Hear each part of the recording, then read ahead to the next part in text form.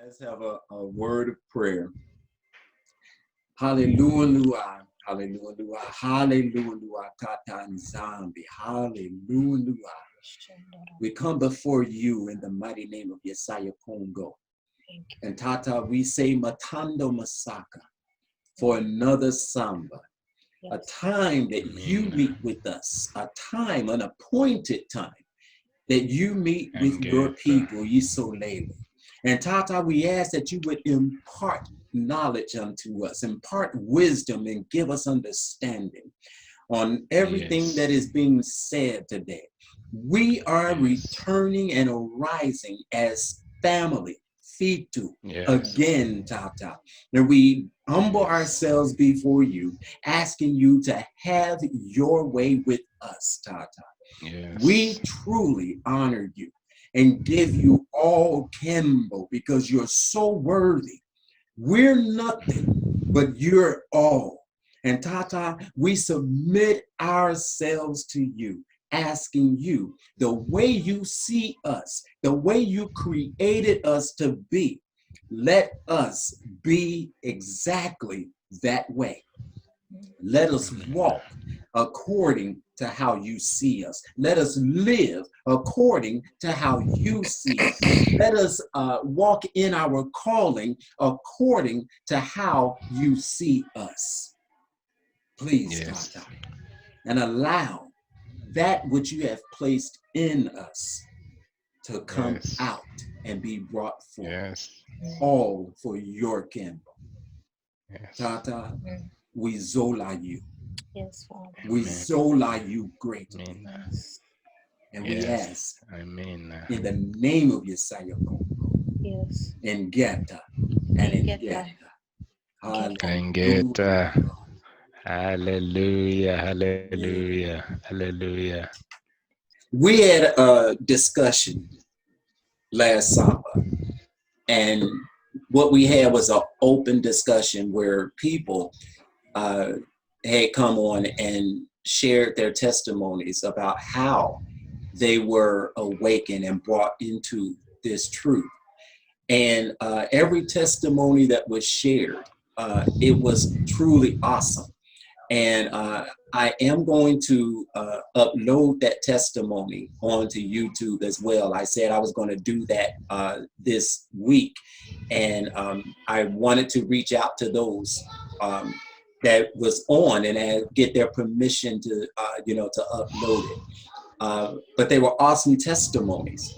And I said I wanted to do excerpts because, we were like 4+ hours, and that just lets you know how awesome of a time that we had.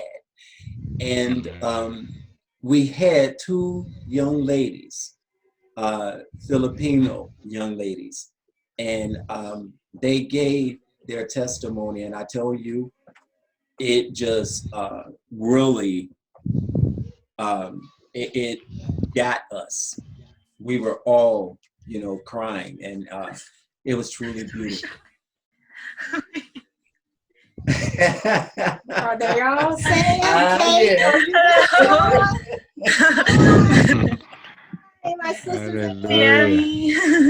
There they are. Oh, they are here. Oh, glory. Our daughters. Hallelujah. Hallelujah. Siami. Siami. Aren't they beautiful? They are beautiful indeed. By the power of the Most High. Yes. I tell you, we all were just truly moved by your testimony. Yes. Mpangi, Johan, where are you located? We're based in South Africa, in Africa. Okay. Yes. Yes, Sanbonani. Yisolele. I mean, Amen. Engeta. We are in South Africa, in Johannesburg. Awesome. The greater Johannesburg. I want to come visit there. That's on my list for next year. Oh, Sam, you're more than welcome. We can't wait for you guys to come over here. You must come back home. Oh, yes. Oh, we're ready. Yes. Amen. As soon as they open up your the roots are borders, here. they still have the They borders should. closed. Awesome. I will be waiting. We'll be waiting for you guys. Can't All wait. right. We want to meet our brothers and sisters in diaspora. We can't really wait.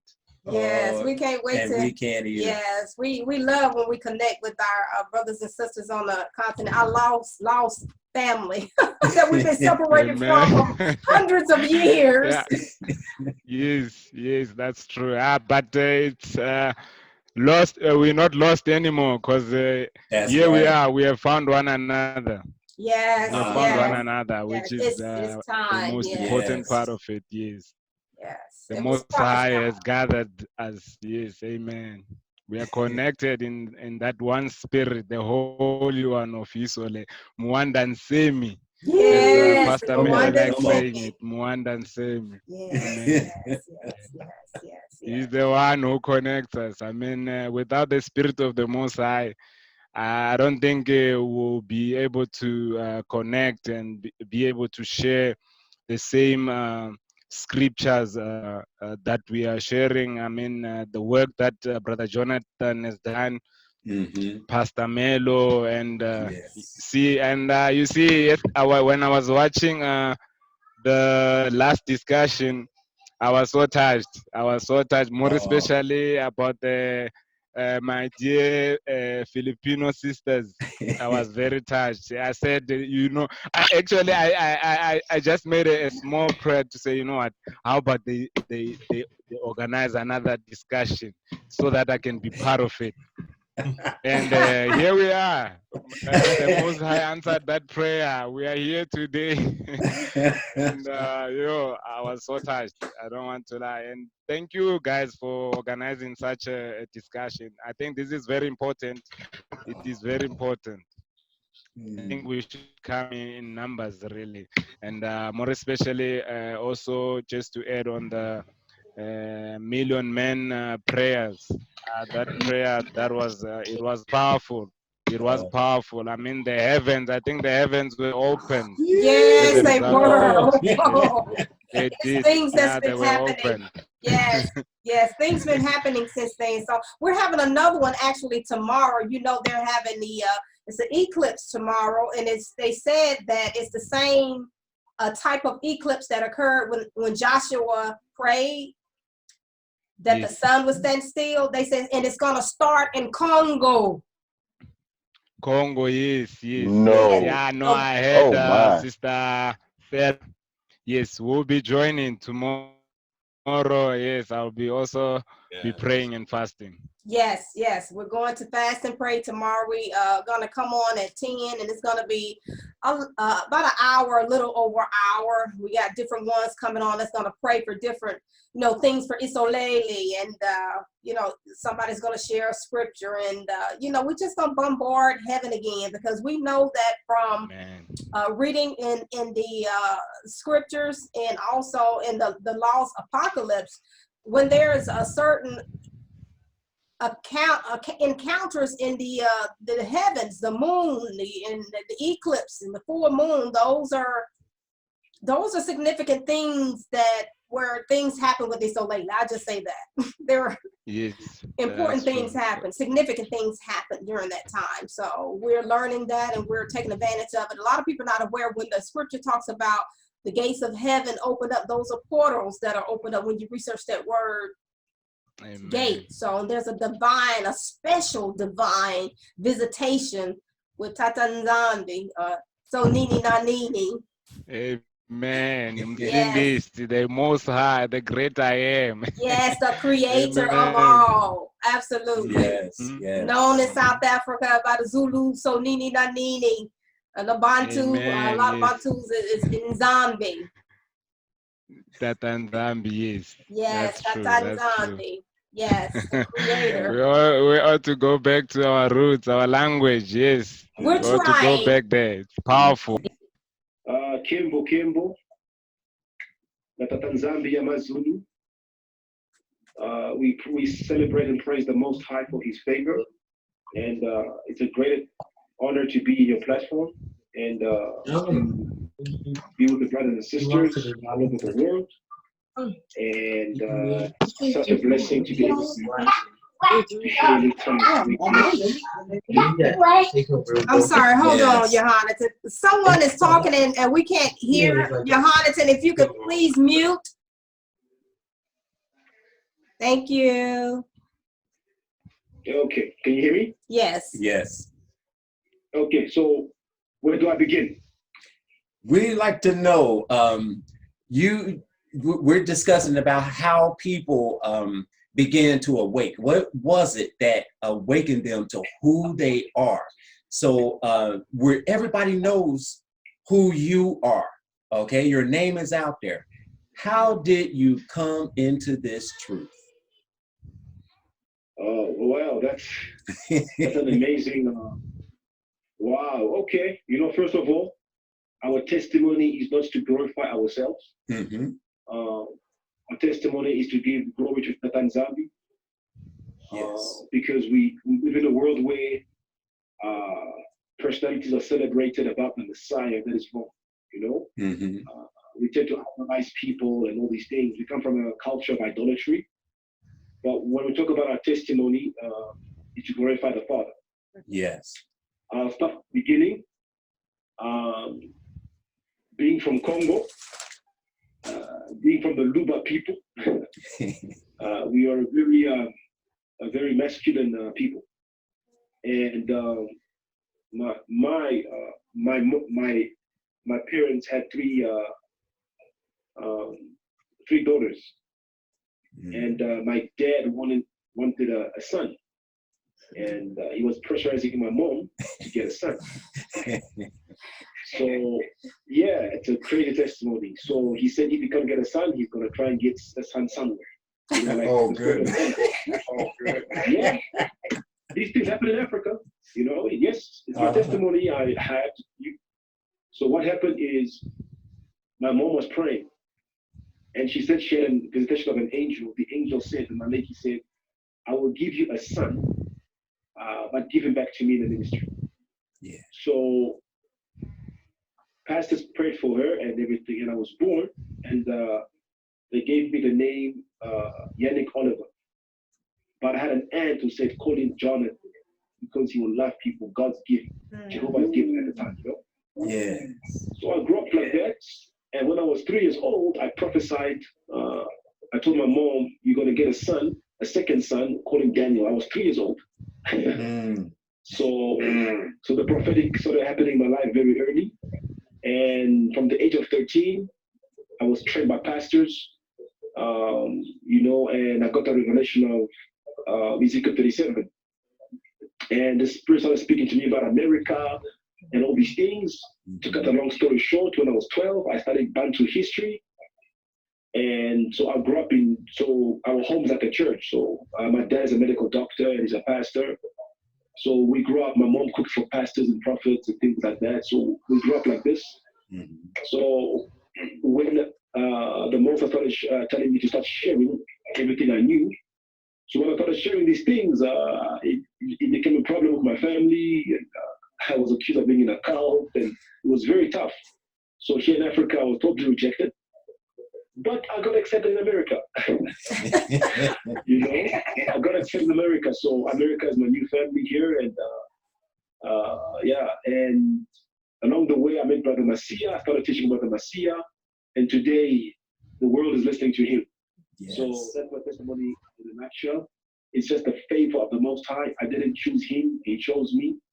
And I'm so grateful. You know, when you speak like this, people tend to think you're this perfect guy. There's no. I'm a regular person. It's just the Apostle Paul's soul. I said, I am what I am by the grace of the Most High. Yes. It is by his grace that I stand here. It's by his grace that he's touched people through my YouTube channel. And so all the cable to him, all the glory to him.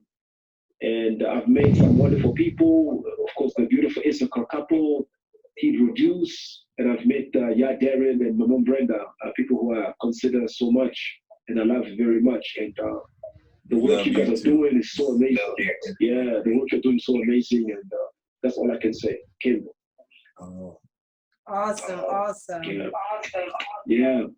So Yohanatan, you often talk about the tribe that you come from the descendants of Dawidi. Can you speak on that a little bit and tell us about? Yeah. Yes. The Luba people, the Baluba people, it's a large ethnic group in Congo. It's the largest ethnic group in Congo. And through the Luba kingdom, there are different tribes that have broken off. Okay? So my ancestors from Luba Kasai. It's a very, very rich area in Congo. You can find diamonds everywhere you go. The Luba people, okay? There's the Luba people of Kasai and the Luba of Katanga. And our name is in the Bible. First Chronicles chapter 2, verse 8 to 9. Chiluba. The descendant of Caleb, and we are also the army of Dawidi. We are a very masculine, very strong people who make things happen. But we were the soldiers in the kingdom of Congo. And when the kingdom of Congo collapsed, we moved out and we created the kingdom of Luba. And our first king was called Kongolo. So Chiluba is a language, is a sister language of Kikongo.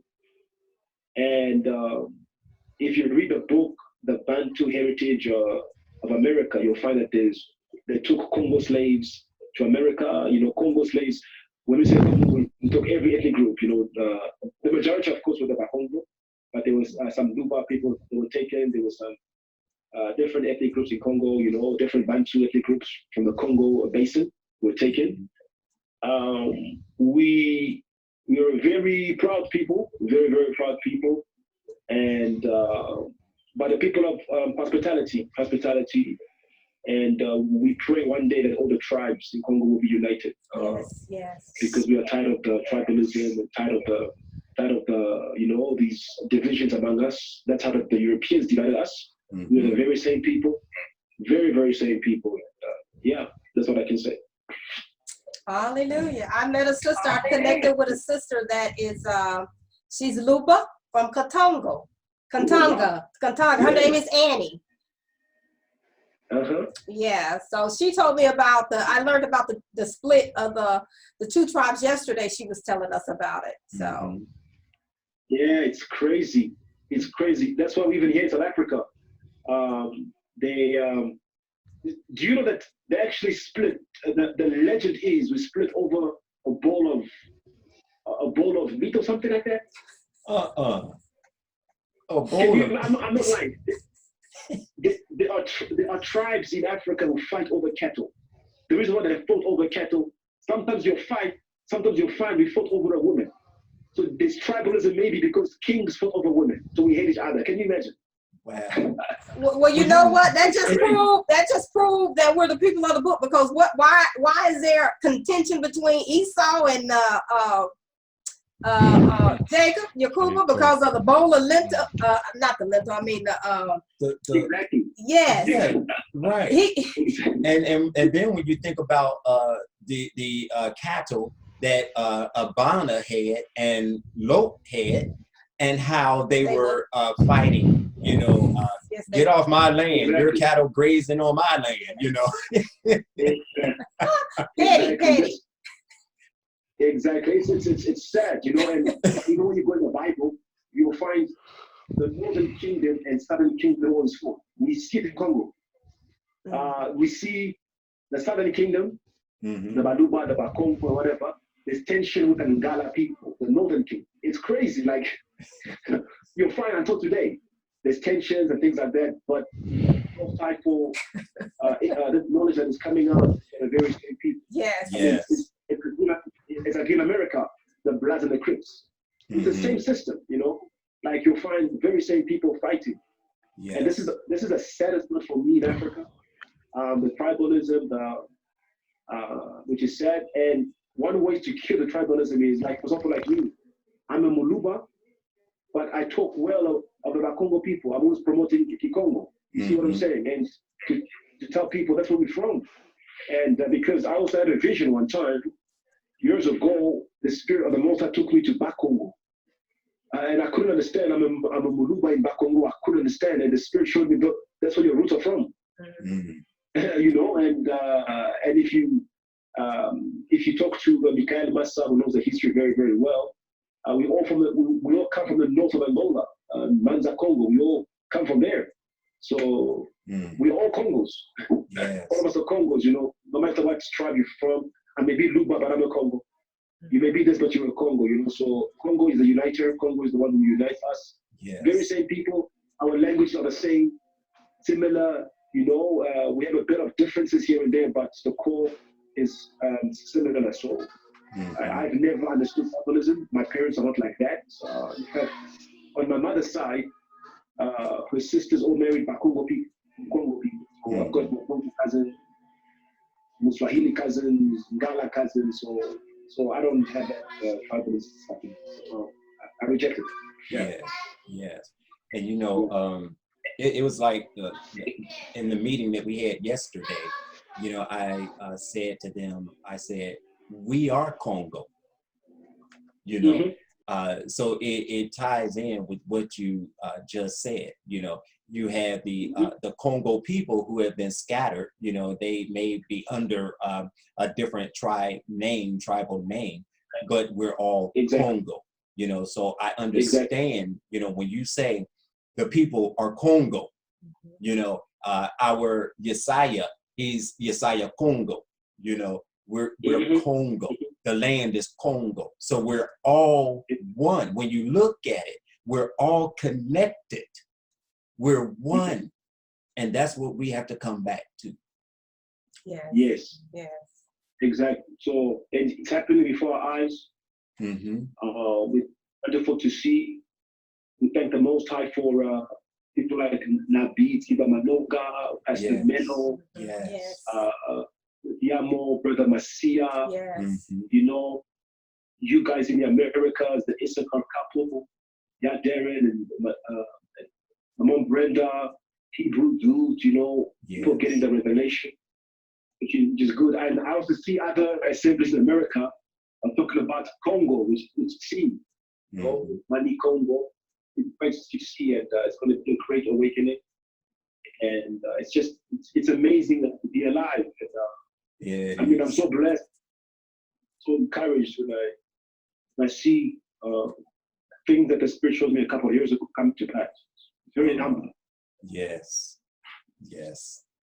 Now, we want to just take a moment because we know that it's in the evening where Nabi Yohanatan is. So if anyone that is on, you know, that would have a question for him, you know, you can go ahead and ask your question. I've got one. All right. I'm taking notes as he's talking. He mentioned the first king. What was the first king's name? I want to do some research on that. The first king of Congo? The Luba people. The Luba kingdom. His name was Congolo. Congolo. Our kingdom. Remember? Congolo. The kingdom of Congo was like a federal state. A federal state, and all the power was in the kingdom of Congo. From the kingdom of Congo, all the other kingdoms were taking power from. Do you understand? So we were all there, but the kingdom of Congo was the place of authority. That's where everybody was bowing down. People used to come there and get direction and things like that. So the different Bantu tribes were all coming there, and even other people were coming to get consultation from the kingdom of Congo. So it was like a federal state. Do you understand? And then what happened is, because of greed, it disintegrated because of power struggles and things like that, and the slaves and things like that. So when the kingdom collapsed, as the Luba people left, and our first king was called Congolo. Congolo. You know, Congolo, Congo, which means rainbow, truth, glory, and things like that. Congolo, the first king. Just type the Luba kingdom, read about the Luba people, and you'll see all the information. Yeah. Good. All right. Thank you. Ndungu Patrina, Saw that your hand was raised on there. On that, I don't know if you guys are aware that when you research the first people that they brought over from Africa to Virginia in 1619, because it was some over in America prior to that, but they came through England. So that's why they go with the date 1619. So in the 1500s, they were bringing some over here when you research it. However, they go with 1619 because that's when they came directly over here to Virginia.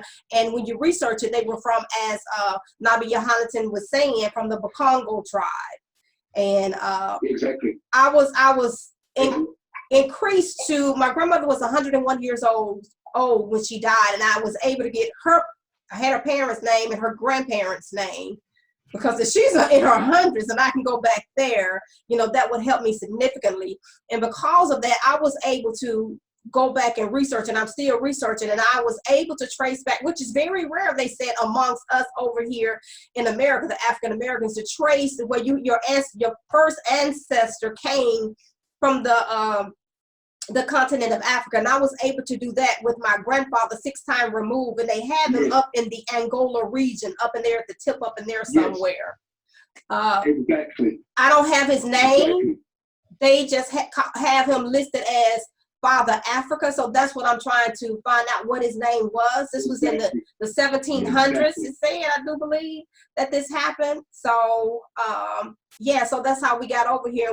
I was able to trace back from I'm from Mississippi, and I learned that that's not our origin. Our origin went from Virginia to South Carolina to North Carolina to Alabama to Mississippi. That's how we ended up in Mississippi. I was able, because my grandmother gave me that information, to trace our origin all the way back. And I learned that, I think it was my 5th grandmother and grandfather, 5th removed. You know how they would sell them? They sold them off and separated them and separated the kids. So I'm finding family that I have here, not just in Africa, but over here in America, people that I didn't even know because of that split. Mm-hmm. So there's a schism here in America. I have a cousin that is like an hour and a half away from me. We're 3rd cousins, and I had no idea she existed. An hour and a half away from me. So we see the damage that it has done to us and separated family. Yeah. Now, remember, there are 3 Congos. There's Congo Angola, where Miguel Massa is from, Pastor Melo is from, and Simon Toko. Then there's Congo Kinshasa, where I'm from, and Brother Masia is from. Then there's Congo Brazzaville. Yes. So Congo Angola was Portuguese. Congo Kinshasa was French Belgium, and Congo Brazzaville was French. That whole the Congo basin. So they cut it in 1860, you know, the Conference of Berlin. We had no, it was one people, just that it was one people with different kingdoms. And what happened is the other Bantus went down. Some went east, some went west, some went down. Of course, to Southern Africa, it's the very same people. Very, very same people. And in America, I tell people to get the book, The Bantu Heritage of America. You'll see what made Bantu slaves have an advantage is I may be Muluba, I may be Bayaka, I may be Musonge, I may be Mukongo, whatever. But we can understand each other. Yes. You know, I may be a Bantu from Congo, and I say a word, someone from Tanzania understands me, because Congo, you'll find the word Congo in all Bantu, no Bantu tribes, and Congo unites us. So that is why it will be the Kingdom of Congo. It's amazing to see. It's amazing. Bantus of Tanzania, we understand each other. When they speak, I can pick up or Zambia or Equatorial Guinea or Gabon, parts of Nigeria or Cameroon. It's just amazing to see that spirit. You know, so it's really amazing. You know, when I was speaking to a brother from Burundi, and I said to him, Kembo, Natatan Zambi, Yamasulu. And he texts back. He had all these smiling faces, you know, laughing faces. He said, I understand some of it. So now, this is the thing is, there's since we can talk about it, there's a huge war between the Bantu and the Nilotic. Okay. Yes. So yeah, and in Burundi, you'll find there's Bantu, and we also mix with the Nilotic people. But the Nilotic is a huge war. We even see it online. Like, you won't believe what some Nilotic people write to you. Like, you know, it's crazy. Like, there are certain things I can't even see on YouTube. Like, my page will get shut down because Ashkenazi support the Nilotic people. Of course. Yes. And yeah, you'll find, for example, I can say it now, you'll find like Barack Obama is Nilotic. Lupita Nyong'o, she's Nilotic. So there's that war. It's crazy. Those are the Hamites, you know. People don't like those are the Hamites. You know? It's crazy. Like, we are hated. They hate us to the core. You know. So that's truth we share. It's crazy. Like when they come on my live, I look at live. The kind of hatred and rights to us. What did we do to you? Right. We didn't do anything. It's who you are. Anything, you know. Exactly. Man. Exactly. So. Okay, Patrina, did you get it together there? I think There's even a prison. There's a prison in Mississippi or something, or Louisiana called Angola. Louisiana. It's the maximum. Yeah, it's the worst prison. Exactly. Yeah. Because Bantus are warriors, and one of the top warriors were the Bakongo people. They are warriors, you know. So they fought. We fought there. We fought. I mean, you come to South Africa, you find the Zulus, you find that we are warriors, you know. So they fought against the slave trade. They fought. Don't make no mistake about it, you know. Like, you'll find the Zulus are the only tribe who defeated European, you know, like from the Bantu people. They defeated Europeans, you know. So the people fought in Africa. Make no mistake about it, you know. No, we've lost our fighting spirit. We've been Christianized and we've been effeminized, you know. So because of the love of Jesus, you know. But it's all good. Yeah. And Okay. The question here you was asking about, they said what part? It is I don't remember what part, and I just know they had Virginia. They came. I have to look again. I have to go back to the page and look to see. No doubt it was. What is that part? It was that part where they were sending all this. I don't like calling my ancestors slaves. They weren't slaves. They're prisoners of war. exactly. So the prisoners of war. It was a certain area in Virginia that they sent them, and it's escaping me right now. So no doubt it was that area, because that was the port, because they had different ports. And so that was a major port in Virginia. Oh, what is the name of it? Let me get it. I'm going to get it, you guys. Okay. I'm still pulling for you, Patrina. I don't know how come it's not coming through. Anyone else have a question for him? I'll ask another one if no one else will. Go ahead, my brother. I'm wondering, what does he see in the near future for us as a people to do in preparation for what's coming? Oh, excellent question, because I was thinking something along that line too. Good deal. Sorry. Thank you. He asked, sorry. Okay, he said, what do you see as far as us, the people, Isolele, for the future and what's coming and how we should prepare? Oh, brilliant. Very good question. Yes. Let me let's go in the spirit of prophecy. All right. Different things. You see, look what happened in America right now with the George Floyd incident. Mm-hmm. You have a man who he worked for a club called Conga. Yes. And he resembles Simon Toko. Yes, yes.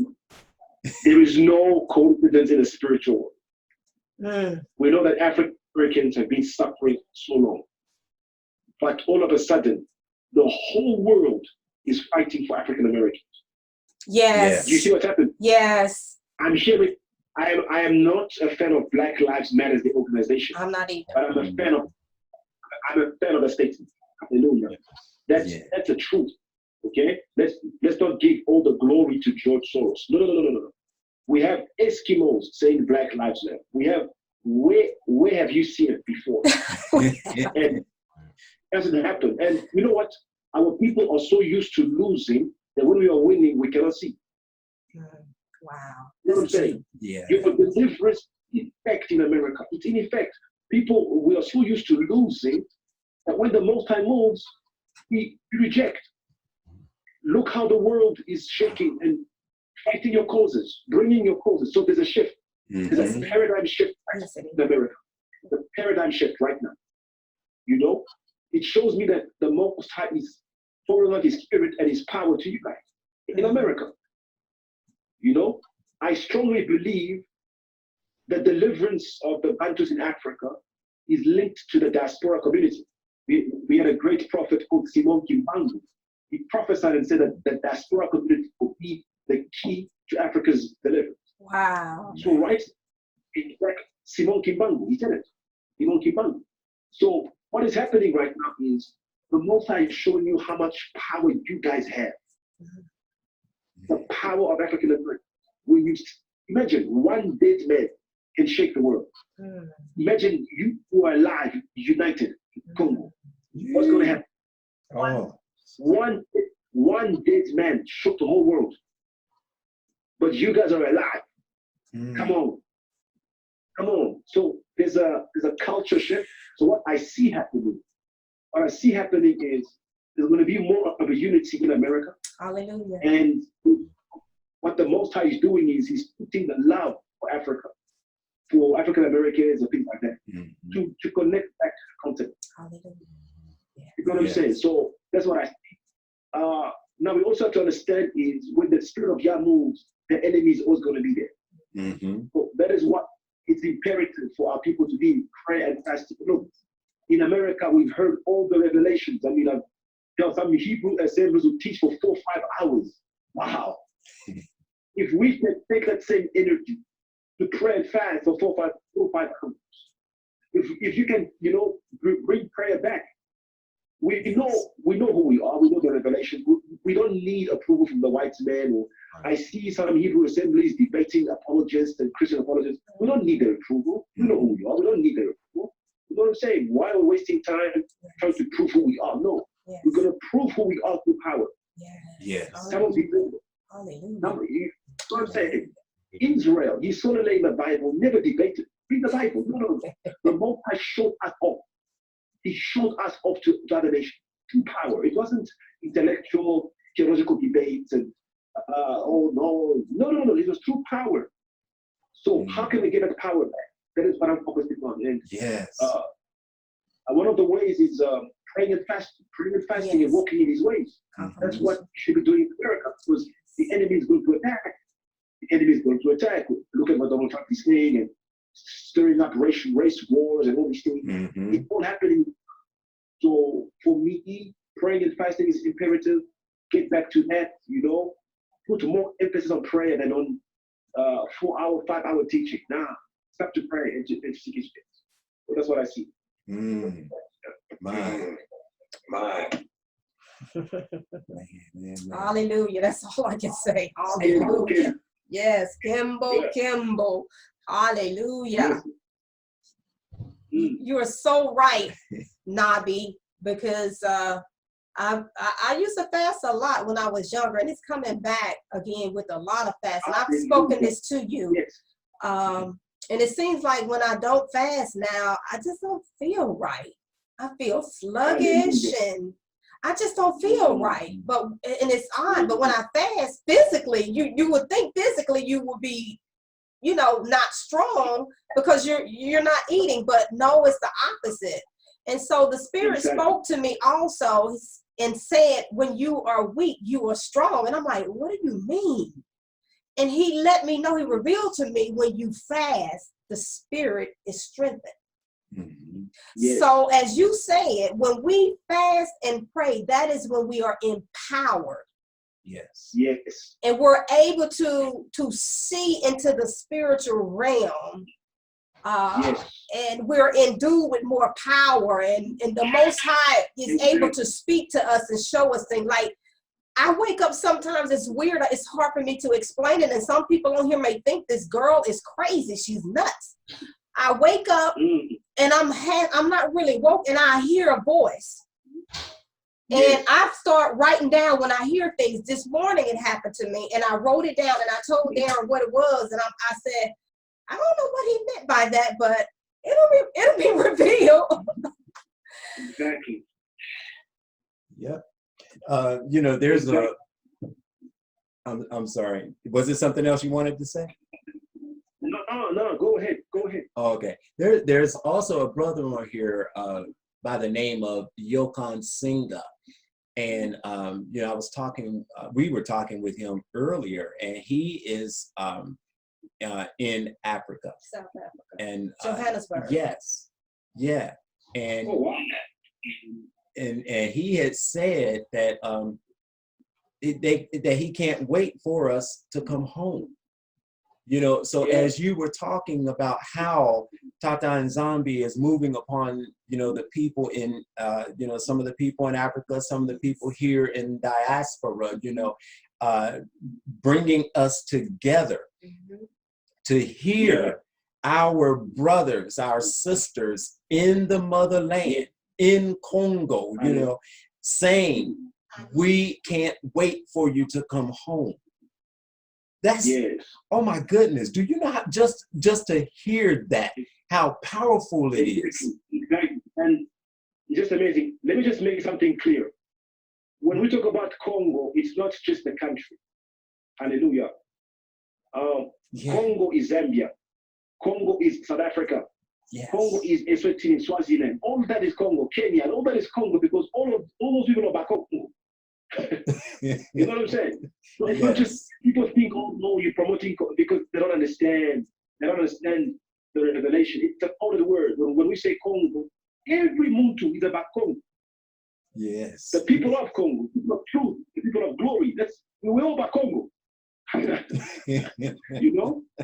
So people still don't understand that. From Zambia, you're about Congo. From South Africa, you're about Congo. From Zimbabwe, you're about Congo. That's people still don't understand that. So we're like, oh my goodness, you know what I mean? So for me, it's an amazing time to be alive. Yes. I think it's a great time to be alive. Many secrets are being revealed. And yes, it is. Yes, we need the American voice. And for example, like the pastor who taught me young, our house pastor, he knows it's true. Many pastors in Africa who know. They know it very well.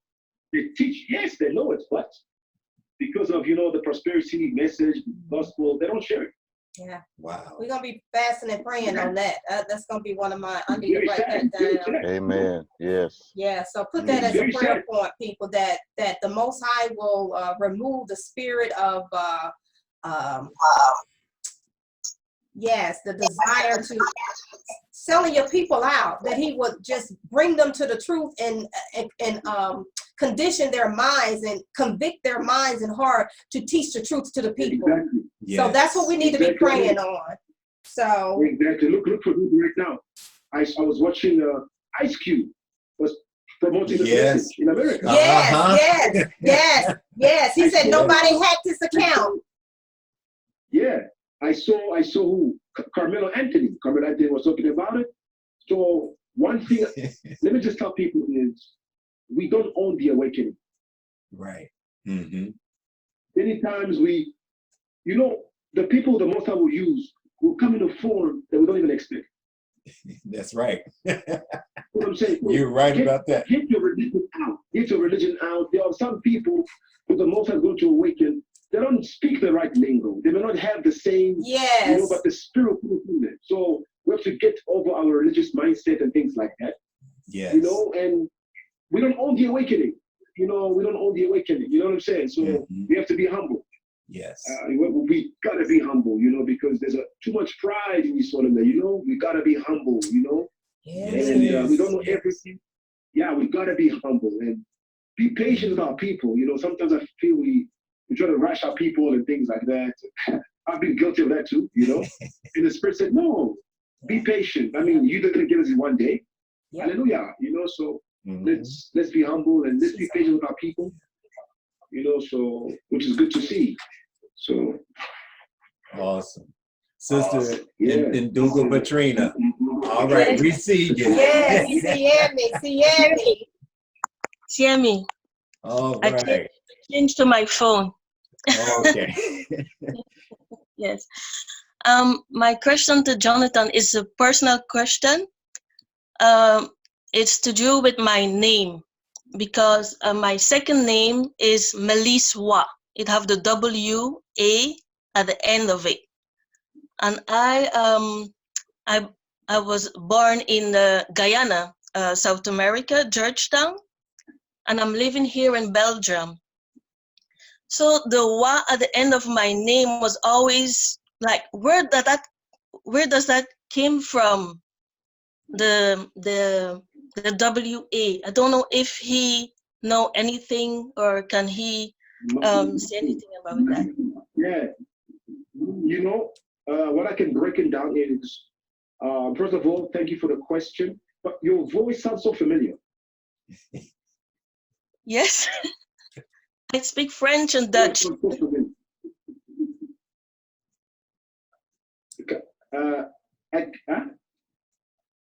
Ik kan Afrikaans praten. No. I'm from South America, born in Guyana. Yeah, I know. I thought maybe because you have like a Dutch accent or something. I do have a Dutch accent. Yes, I speak Dutch too. Yes. Yeah, I speak Afrikaans. I speak Afrikaans. Okay. Ik spreek Nederlands. Afrikaans is a dialect of Dutch. But anyway, your name Maliswa in South Africa, you'll find like names like Malisa or Malusi. The Wa you'll find, for example, you'll find in Bantu languages we do have the Wa, like we'll say like Wayuda. Why it's there, it's common, eh? It's common among our languages, the Wa.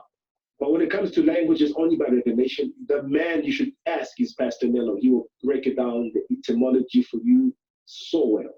So give Pastor Mello's email, ask him, he will break it down for you, your name, where it's from, and he's very gifted, that man. So yeah, but it's very Bantu, no doubt about it. Okay, thank you. Because I get it from my grandma. Sorry? My grandmother gave me that name. Wow. Yeah. Guyana. Wow. Interesting. Yes. It's a lot of Bantu people in Guyana. Yes. Even in the Caribbean islands, there's in Trinidad and Tobago, there's a place called Congo Square or something like that, Congo Square. Oh, wow. And in the Bahamas, there's something called Congo Town in the Bahamas, Congo Town. Okay. You know, so the name of Congo is everywhere. Hong Kong, Kanga, Kangaroo, Kanga, that name is everywhere. Even in China, Congo, everywhere, that name. You'll remember that name. Hong Kong. Name. Yeah. Wow.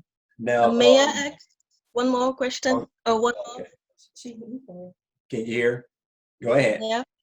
Perfect. I had a dream on Monday, and it was like the balance, you know, the justice balance. The scale. It was broken. Ooh. It was like I was running, getting stuff to put in my house. Like, it's like if I stuff that belonged to me, and like I just get it. I could have it, right? And I was running, picking those stuffs up and put it in the house, and I saw the rung from the balance. It was on the ground, and I was like, what is this? Can I use this as a decoration? But I didn't know what it was. When I passed that place and I run straight on the pavement, I saw the middle part of the balance was standing there. And then I recognized it was the justice balance. Mhm. It was broken. So I don't know what does it mean. Justice system broken. You know, concerning dreams, I do interpret dreams. What normally I do is I think Darren can send you my number. Send me that dream in a voice note. I'm gonna pray and I'll give you the interpretation. Okay, thank you. I'm a dreamer. that's Yes, it. yes. I am too, sister. Do me a favor. I'm a Put dreamer. my email. I'm putting my email in the chat box. Okay. And you can send your information to me through email, and I'll connect you with Nabi Yana. Yeah. Yeah, no problem. I would love to. We had to serve our people, you know? Yes. We're born for this, you know? We're born for this. Thank you. So I want to answer this question. It's somebody named Kimba, that asked me what part of Virginia. I went to, my information that I have where I'm doing my research on my family. They don't have what part of Virginia, but my grandfather, 6-time removed, that they brought from Africa, had a daughter. Of course, it was a European name that was given to her by that time, by the name of Jenny. And McLean was the people that owned them, I found out. So her last name is McLean, and they were sold multiple times throughout that family, through the sons, through cousins and things. And so from Virginia, somehow they ended up saying in North Carolina is where she was. So as I stated, we went from south, as one was from south too, I can pull that up. So we went all over down through those southern states. So they sold our and just departed us, but they do not have a part of Virginia, but they do have a part of the Carolina, North Carolina, where she ended up, which was, it's called Little River Hearted, North Carolina. Wow. Oh, That's amazing. okay, It's amazing. Let's put something there. All right. Like I said, our Nabi is in his time is in the evening where he is, and I didn't want to hold him too long. He is very busy. We all know that. But what I would like to do, Nabi, you remember the last teaching that we did last Samba, and the two young ladies, Sam and Kate, the Filipino young ladies. Oh yeah. Yeah. Yeah. Well, they're with us. Wow. And Wow. Sympathy. Sam, Kate, Okay. if you would like to just say hello to Nabi. Wow. Sammy, Brother Jonathan. Hey, how are you? Great. We're good. Yeah, we're so happy to be Wow, man, I one again. heard your pronunciation of the Kikongo. It was amazing. Hallelujah. Campbell. Yeah, look,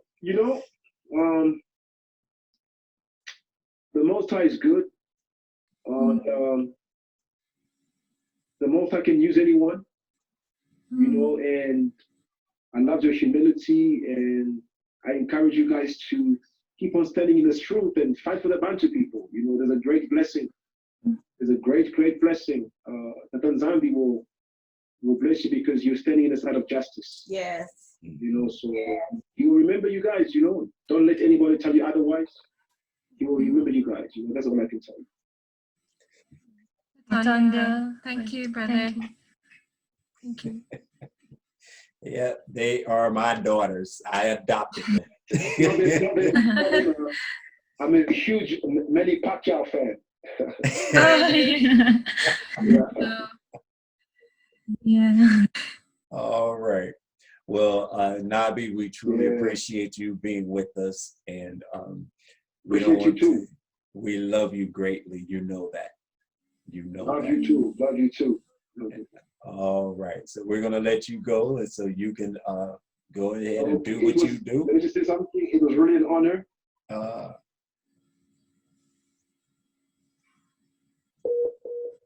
right. I discovered the problem. I discovered the problem, so maybe the most I wanted me to use my voice, So next time maybe I will do. Yeah, maybe next time we'll do a video thing. But thank you so very much, and we love our people in the Americas. Hold on, be in prayer. Don't be distracted in this time. You know, it's going to get crazy, and but we have prayers, and keep on preaching the word. Gambo. Matanda Masaka. Okay. Bye-bye. Bye. All right, see ya. All right. So at this moment, we are gonna jump over to our other Mpangi, Albert. You still with us, our brother? I wouldn't leave for anything right now. But the question is, how do you expect me to follow that? we all have our testimony. Yeah. Oh my goodness, that man, I'm just about at a loss for words. I've been taking notes here, and I can't wait to go back and dig some more into all of this. Yes. Just today. It's wow, it's just so interesting what's going on, Albert. I was saying how I have connected with a sister from Congo, and she was teaching us some language yesterday. Yeah. They were teaching us different, language. Swahili. She speaks Swahili. Kikongo, she speaks Kikongo. Then we had a sister from Cameroon. She was teaching. They was telling us how to say "we love you" and teaching us some things that I'm like, okay, well that makes sense because it's for me is nah, right? Yes. Nah. Nah. Nah. It's me. So and I say, and they start off with nah. I gotta get my notes with "love me." Nah. I don't remember. I have my notes. But what was interesting is when they started off is nah, which is me love you. And when like you children. That's what I told her. I say in the African American community, our kids, a lot of them, they will say, "Me don't want to go. Me don't want that." And we'll tell them, that's not correct English, we tell them. And I remember listening to this lady that studies linguistic, and she was talking about what they call Ebonics that we speak. And she said it's actually not Ebonics, it's actually a language. She's saying it's embedded in our DNA. And she talked about, Albert, me and you from Mississippi, we from the South, hey, Right. We slang them words and we cut out, we say sister, brother.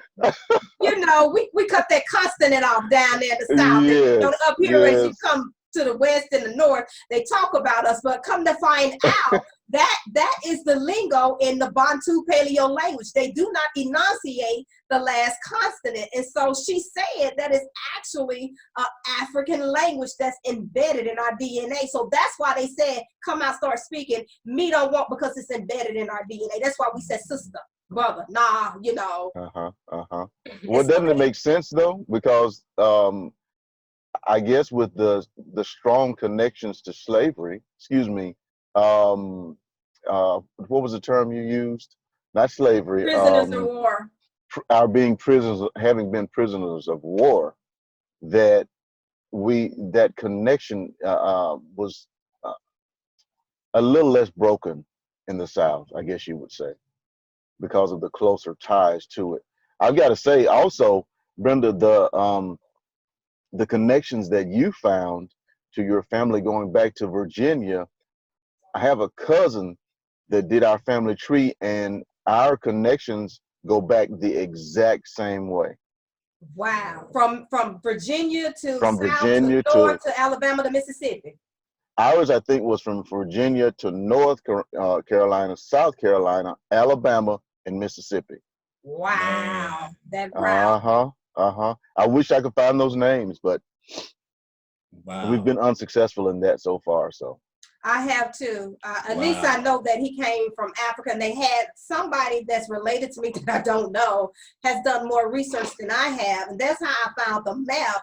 And it said this is the area from where our ancestry come from, and it aligned up with my DNA. And when I saw it, I'm like, we're from That was part of it. And then also is Nigeria, right down at the border by Cameroon over there, which a lot of Bantus are over in that area as well, because Cameroon and Nigeria used to be one before they came in and they colonized it and separated, as Johannes was saying, and divided the people up. Oh wow! So Wow. yeah, so it's aligning with my my DNA. So, but I just wanted to go, and plus what the Most High told me as well. So Wow. yeah. Wow. Well, I'll tell you what, I'll go ahead and give my testimony. So, because I know you've got a lot of people here. And I'll try to not be long-winded. You know, my brother and I, we get into some conversations, and sometimes I'm at work and I'm like, Lord, these people gonna run me off. But it's always good stuff. And I gotta say right off the bat, I thank the Most High for my childhood sister, friend, and my brother in adulthood. It's amazing how we've connected. Yes. Especially at this point in our life. And I gotta ask this question and I'll go forward. Do you all remember how we even started to conversating about this? Yes, was it at a class reunion? Oh yeah, because you did not recognize me, Albert. We was at our 30th reunion, and I said, "Hey, where your husband at? That man knows some stuff." I'm like, "I'm doing fine, Albert." Hey, I was glad to see you, but I was even more glad to see him. And you all have not stopped talking since that time. That is my brother from another mother, and we will never stop talking. Yes. Oh, it's been awesome. It has been awesome and truly a blessing to me, because I got to tell you, I have been starving for that type of a relationship, that someone I could share this with and learn from, that understood where I was coming from and what I was talking about and what the Most High was showing me. And he and I have talked about this. The hand of the Most High has been on me since I was a kid. Brenda, you know I was strange in school. I was quiet, kind of reserved. Yes. I grew up an only child, but I wasn't spoiled because my father was a brick mason, and he was a strong man, and he took me to work with him when I wasn't in school occasionally, and on weekends since I was 5 years old. I was 5 years old, carrying a wheelbarrow with bricks around in it. One of my earliest memories was turning bricks over on myself. So I grew up in a working environment, but I give all praise to the Most High for him, because on Saturday mornings when other kids were going out getting into trouble and hanging out with the big boys and smoking weed and stuff, my dad had me either fishing, hunting, or working. That's why we didn't see you on that playground. And that's why you didn't see me on the playground until I got a little older, and then started getting into the fights with those older boys. So hey, I grew up fishing, hunting, working, and fighting. Because I was the only child, had no brothers or sisters. So, but it was good for me. It shaped me into the man that I am now. But growing up, I'll give a little more of my background, and then I come to the awakening portion of it, because I love when we hear the testimonies of people of how the Most High shaped them for the awakening. Yes. Yeah. Because that's what he does. His wisdom is so profound in how he does us, and he does everyone differently. He prepares us differently based on what he's placed inside of us. Yes. So, as I said, I'm an only child. Grew up in the household with both mom and dad. Very loving family. But it's almost like I had brothers and sisters, because my mom's younger siblings, there were 12 of them, 12 siblings on my mom's side, 12 on my dad's side. But the 4 youngest on my mom's side were closer to my age, so I grew up with them as well, because I stayed down there a lot. But anyway, in my youth, at around age 10, I grew up in the Pentecostal church, and around age 10, around 9 or 10, my uncle moved back to Mississippi from New York to start a church. And when he did, his pastor came down, and let me show you how God graced my father.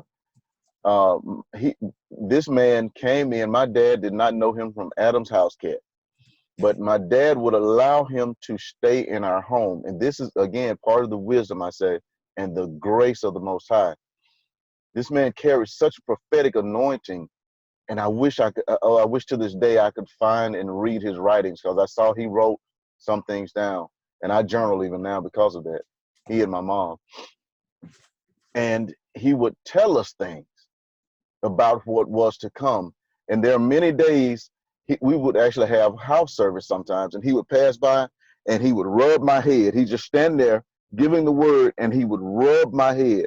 And I had no idea. I'm like, man, why is this man rubbing on me like this? You know, I'm 10, 11 years old. I wasn't too happy about it.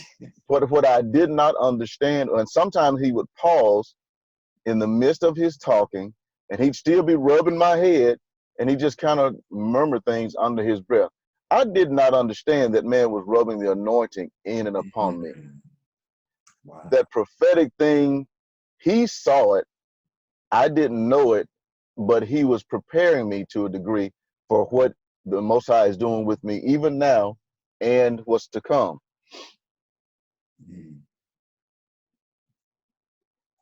Fast forward to recently.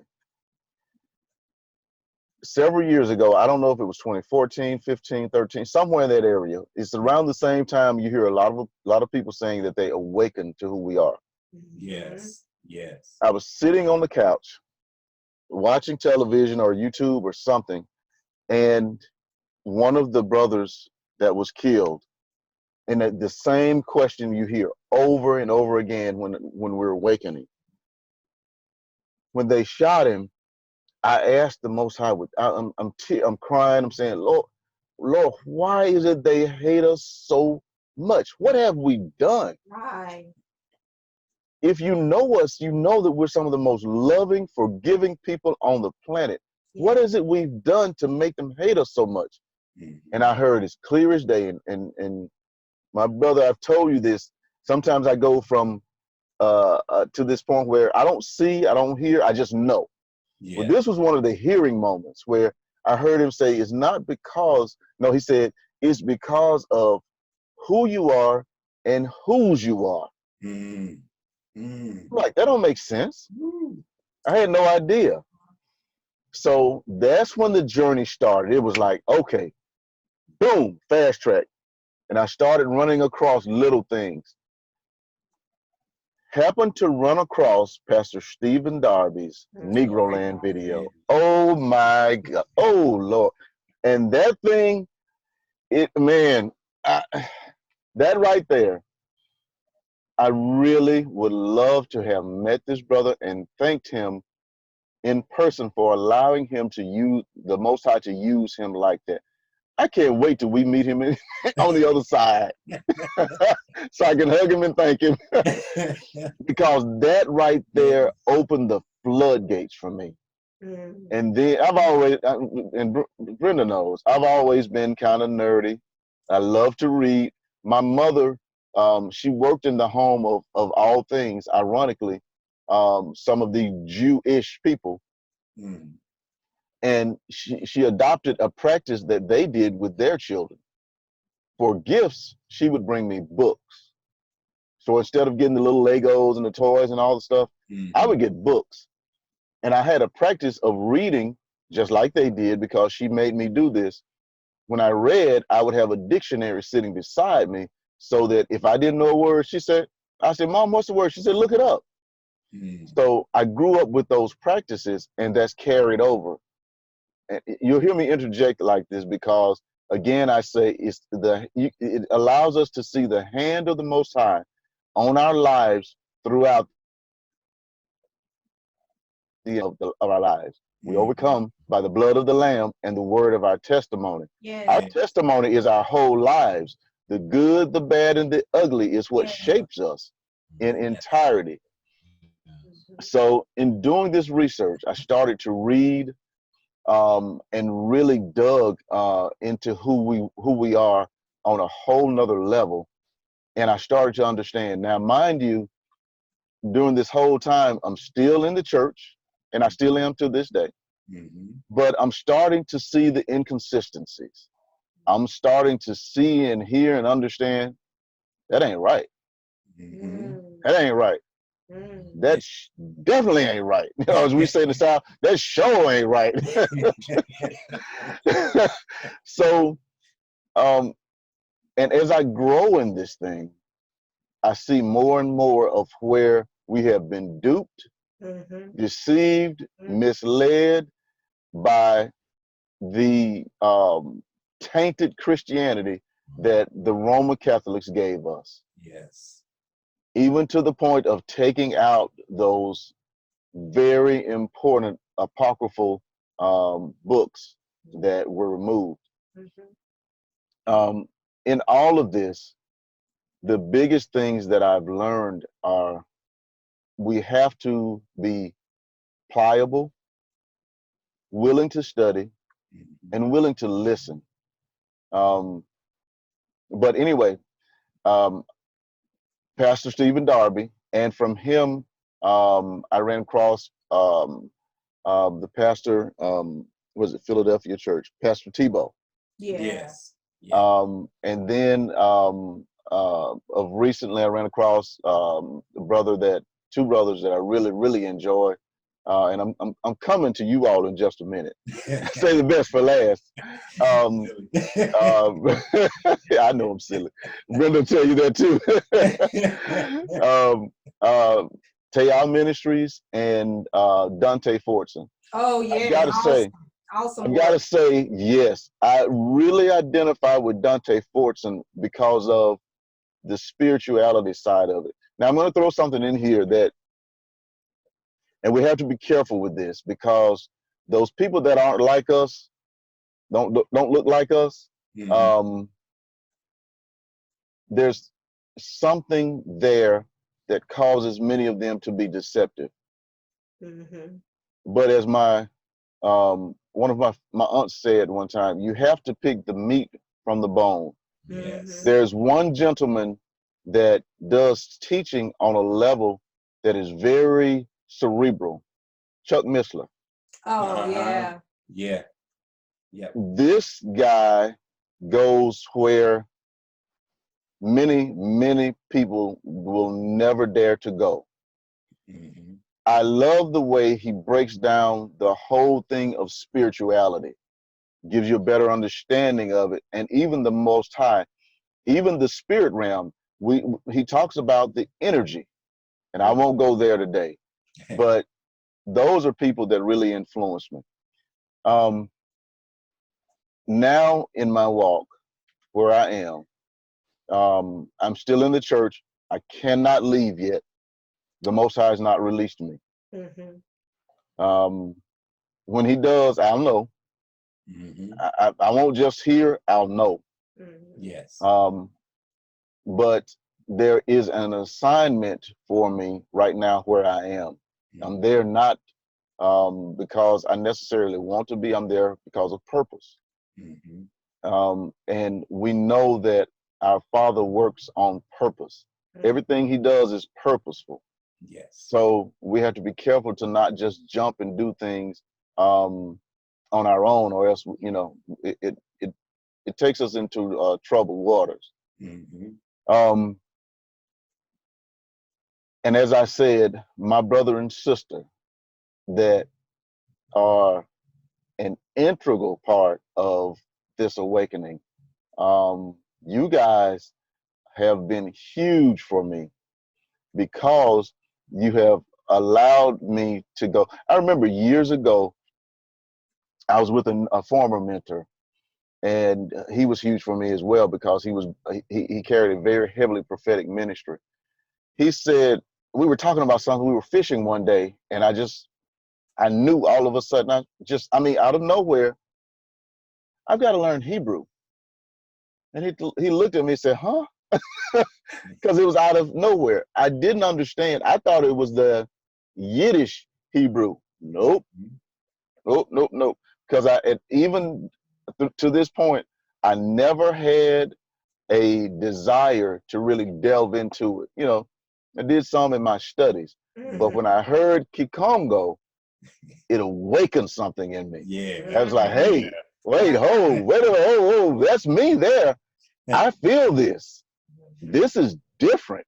Yes. There is real power associated with what I'm hearing here. Yes. Remember Elizabeth when she was greeted and the baby jumped. Yeah. Oh, buddy, man. that baby jumped when I started hearing this. Oh. Like, okay, all right, now we're on the right track now. Let's get this party started.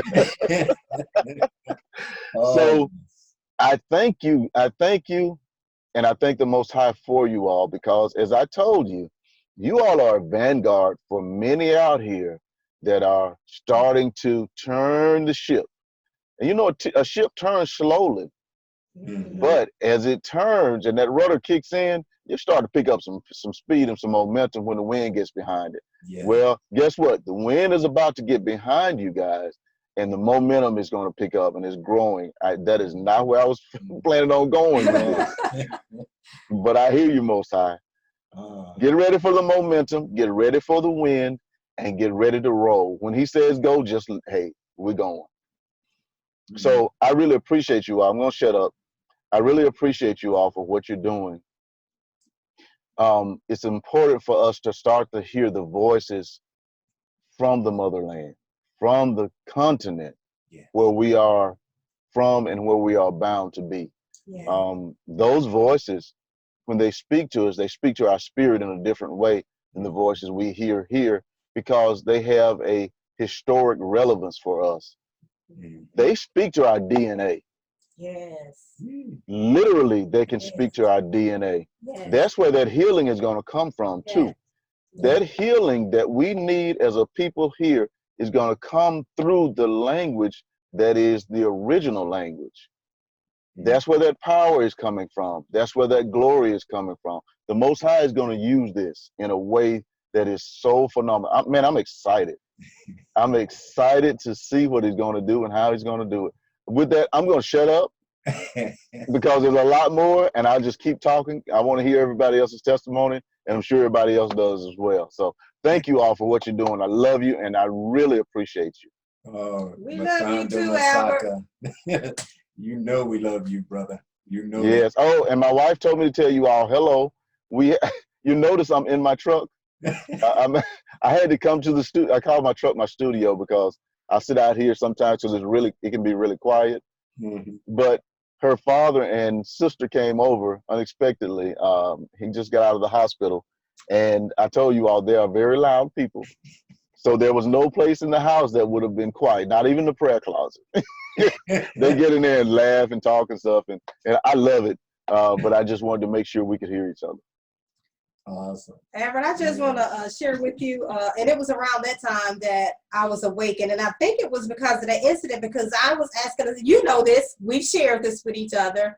Yep. I was crying and asking the Most High, why are we hating? I said, not just in America, but all over because of our skin. I said, what have we done?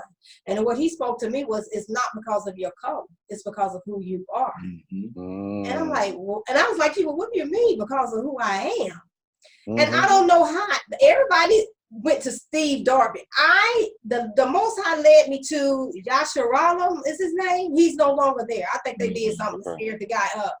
The guy was just so deep in his teaching, and he was talking about who we are. And I went, oh my, I don't even know how I led up on him. I just did. And I said, Darren, because I remember coming home telling Darren, I said, Darren, we're the people. The Most High told me we're the people. And I started researching. That's what it was when he told me. How did he receive it when you told him that? I'm sorry to interrupt you. How did he receive it when you told him that? You know, I was shocked. Okay. You know, I couldn't believe it. Okay. I'm just being honest. I couldn't believe it. It was hard for me to believe. And, I looked at her and I'm like, you sure? You know? And I said, now I've heard this in the past, okay? And when I say in the past, I'm talking about when I was out in the world, I was doing my thing. All right. Yeah. Yeah. I've heard, people come to me, yo, bro, don't you know that you are God's chosen? It's you the people of God. And I'm looking at them like, okay, I got to go on. I'm involved in church and, Yeah. nice talking to you. Yeah. So, I was just, it was something I couldn't receive right then and there.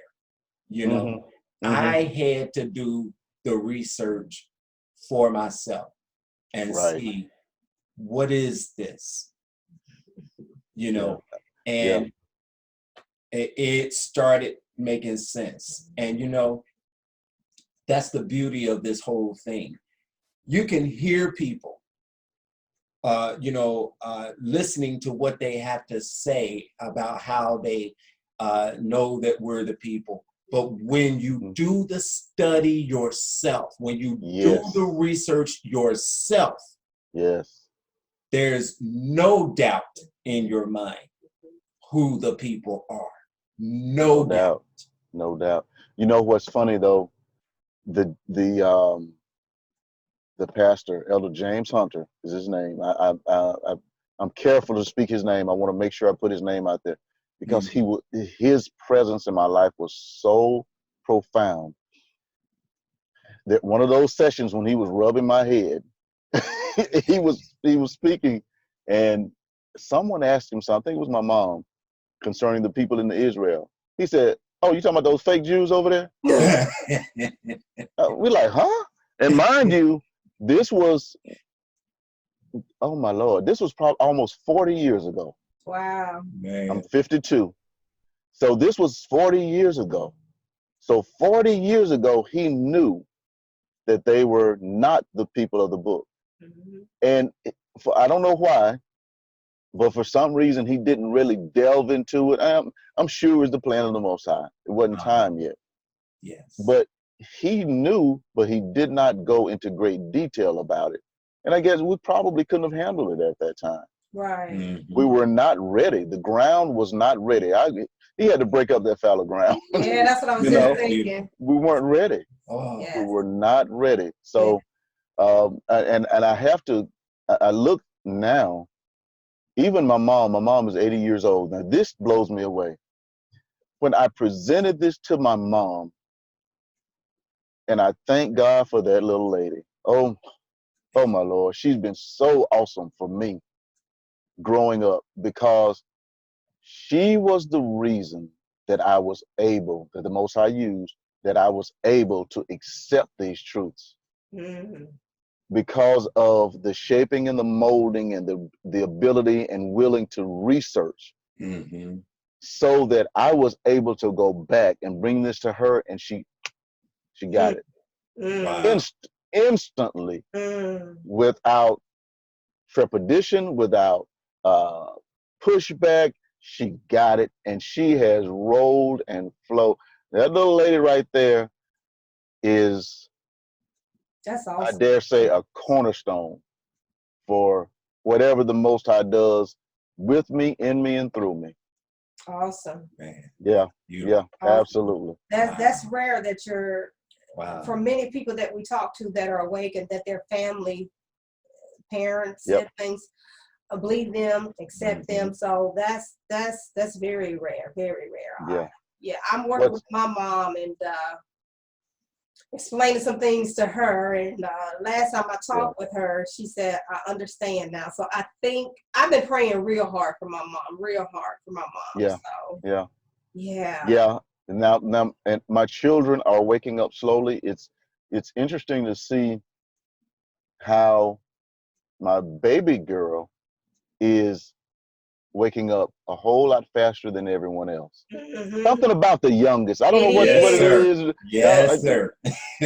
What is that? I mean, we see it all through scripture, but it's something about the youngest and she's always been daddy's girl. They all have been, but to a degree, she follows a little closer, if I can say it that way. And those concepts of who we are seem to open up a little bit easier for her and everything surrounding it. The other two, they're coming. I've got 3 girls, I know. But they're coming along in the knowledge of it, but it's slower.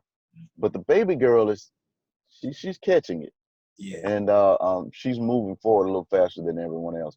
The other thing is I have had great support in this from my wife.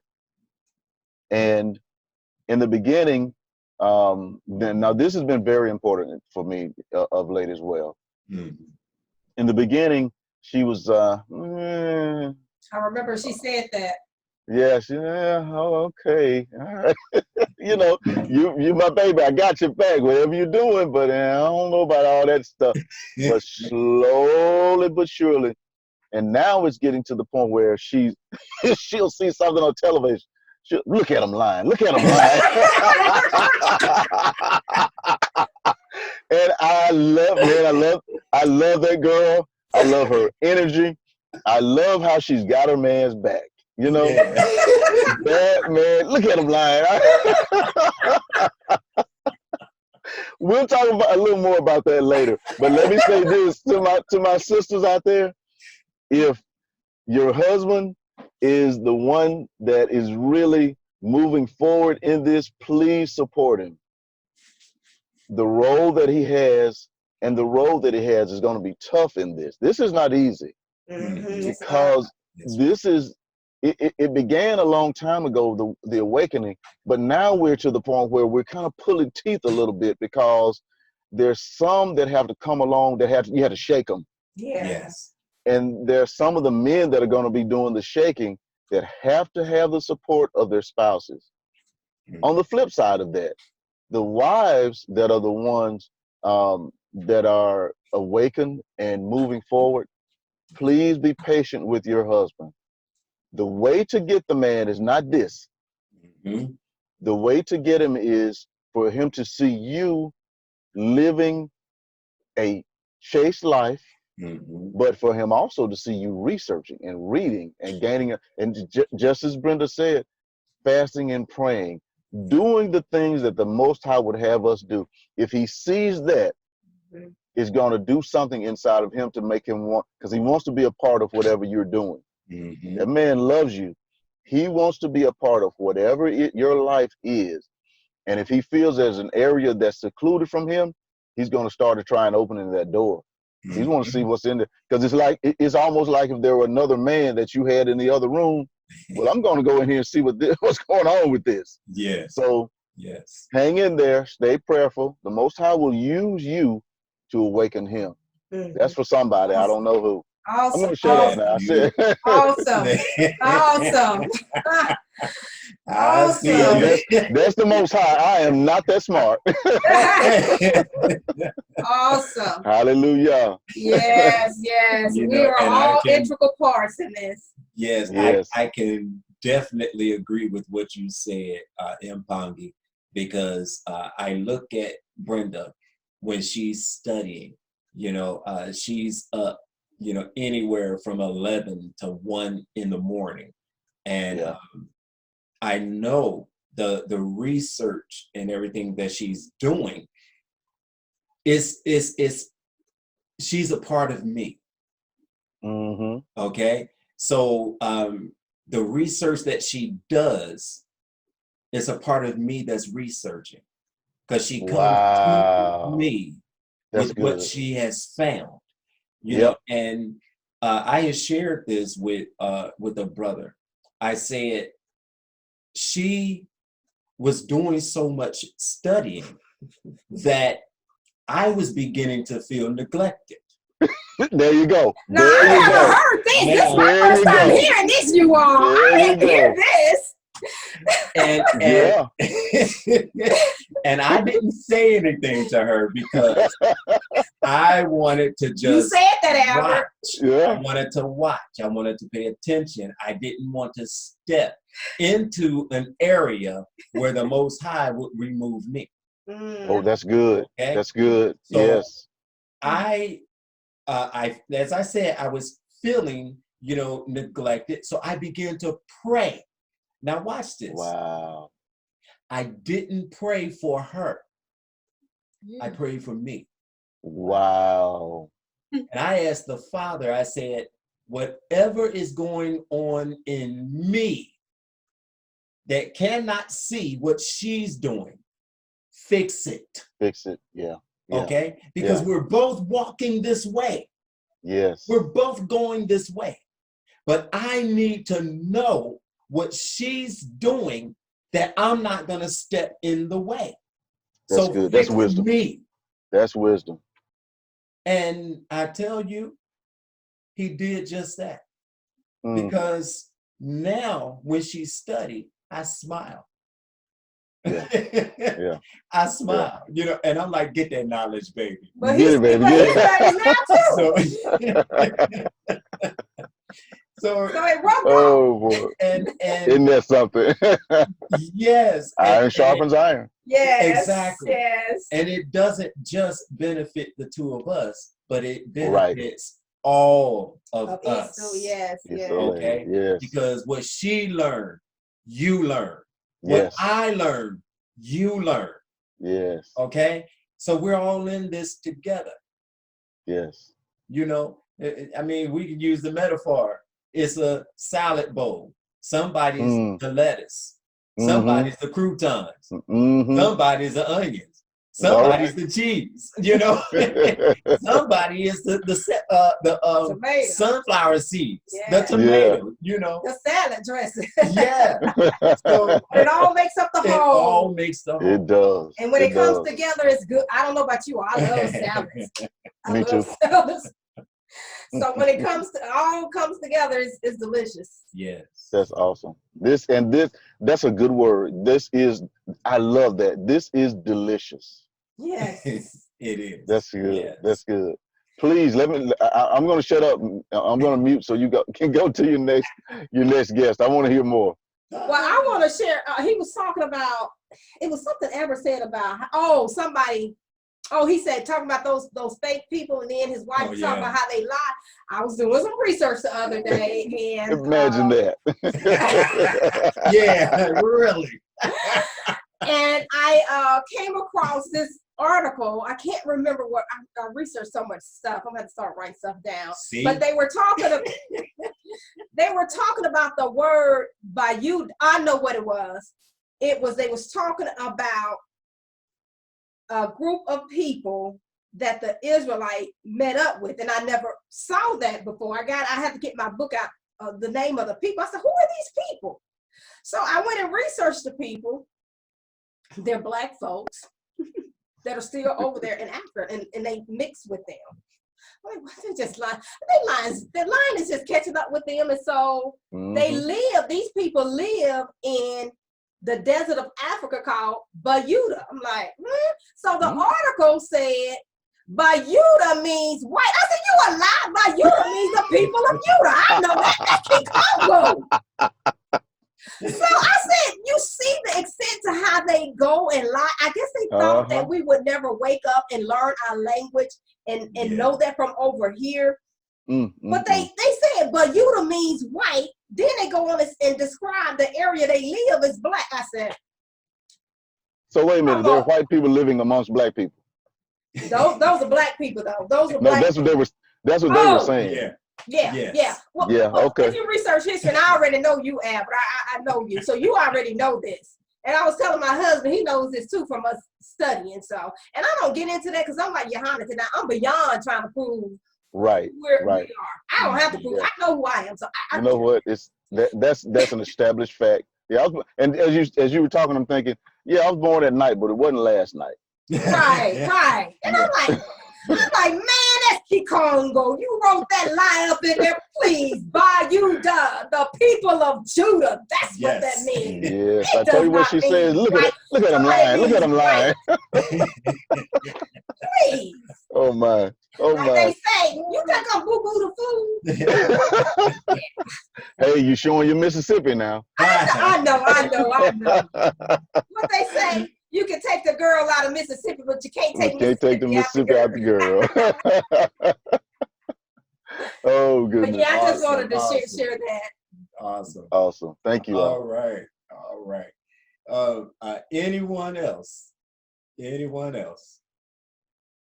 I'm enjoying this. I'm loving this. Yes, yes. Awesome, awesome. All right, well. All right. Nobody else wanted to share? PJ, RJ. Okay, come on. What is, I have to unmute you. Okay. Yeah. Can you hear me now? Yes. I just want to say this. You've encouraged me to go further into my, my family history. I do have a sister who does our family history, and she was able to trace my father's side to Virginia. Mm-hmm. Our ancestors entered into this country. And that's kind of how I started into this awakening. I was in the church, and my sister was doing all this family history, and she would call me with all these findings, and she would be so excited. And one night she called me and she said, okay, well, I traced Daddy's family back to Virginia. And when I heard that, my reaction surprised me. I was very saddened because after the conversation ended, I was like, is that the extent of the knowledge that I'll have of my people? Wow.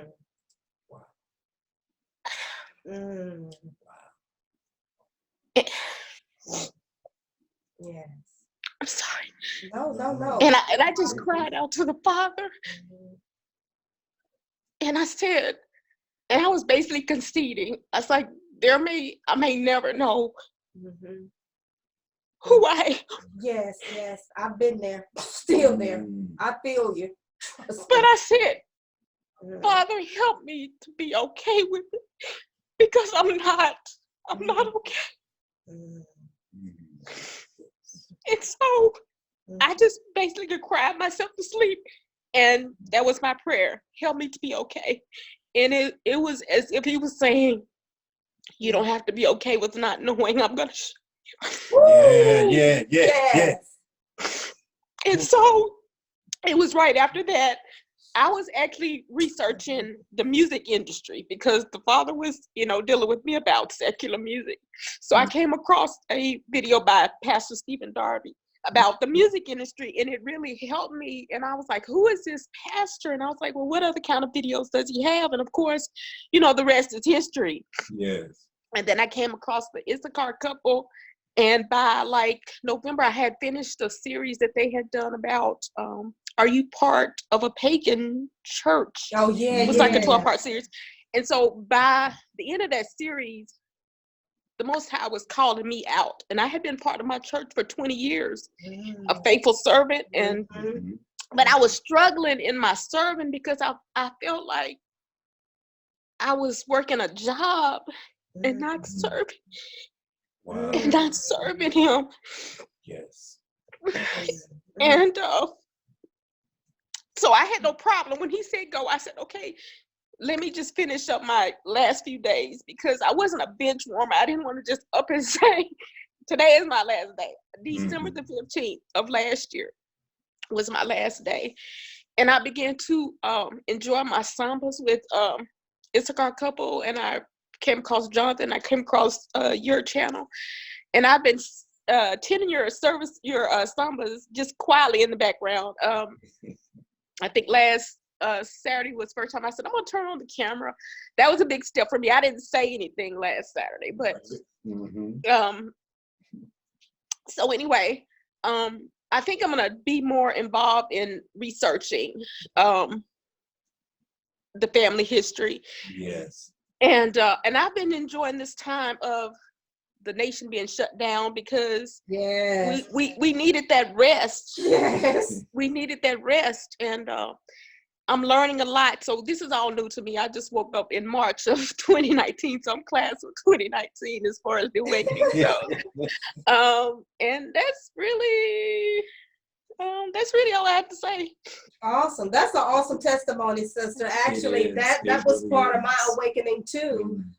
I had a dilemma. I didn't tell all of it because I wanted other people to be able to share. So I just didn't share all of it. But one of it was I had a dilemma with who I was.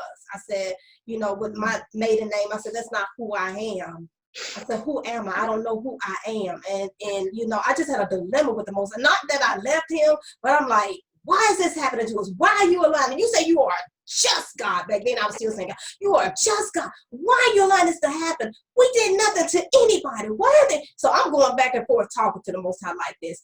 I would literally go in my bathroom. I would be praying. I would be crying and just like, why are you doing this? What have we done? Why are they, you know, just crying out. And that's when I heard that still voice. It's who you are. It has nothing to do with just skin color. You're the people. And I'm like, what? And so I started studying, but I had a dilemma with who I was, and so for a while, and so I started asking my grandmother the last years of her life all these questions, because my grandmother was very private. She didn't speak much of her childhood, only that she was an only child. She was spoiled by her father, so I didn't know a lot of people on my grandmother's side, you know. So I asked her, something said, ask her for her, I knew her parents' name for her grandparents' name. So she gave me the names, and she didn't say anything to me, but she told my mom, Brenda asking me out, you have to know old Southern people. Brenda asking me all these questions. What is she doing asking me all these questions for?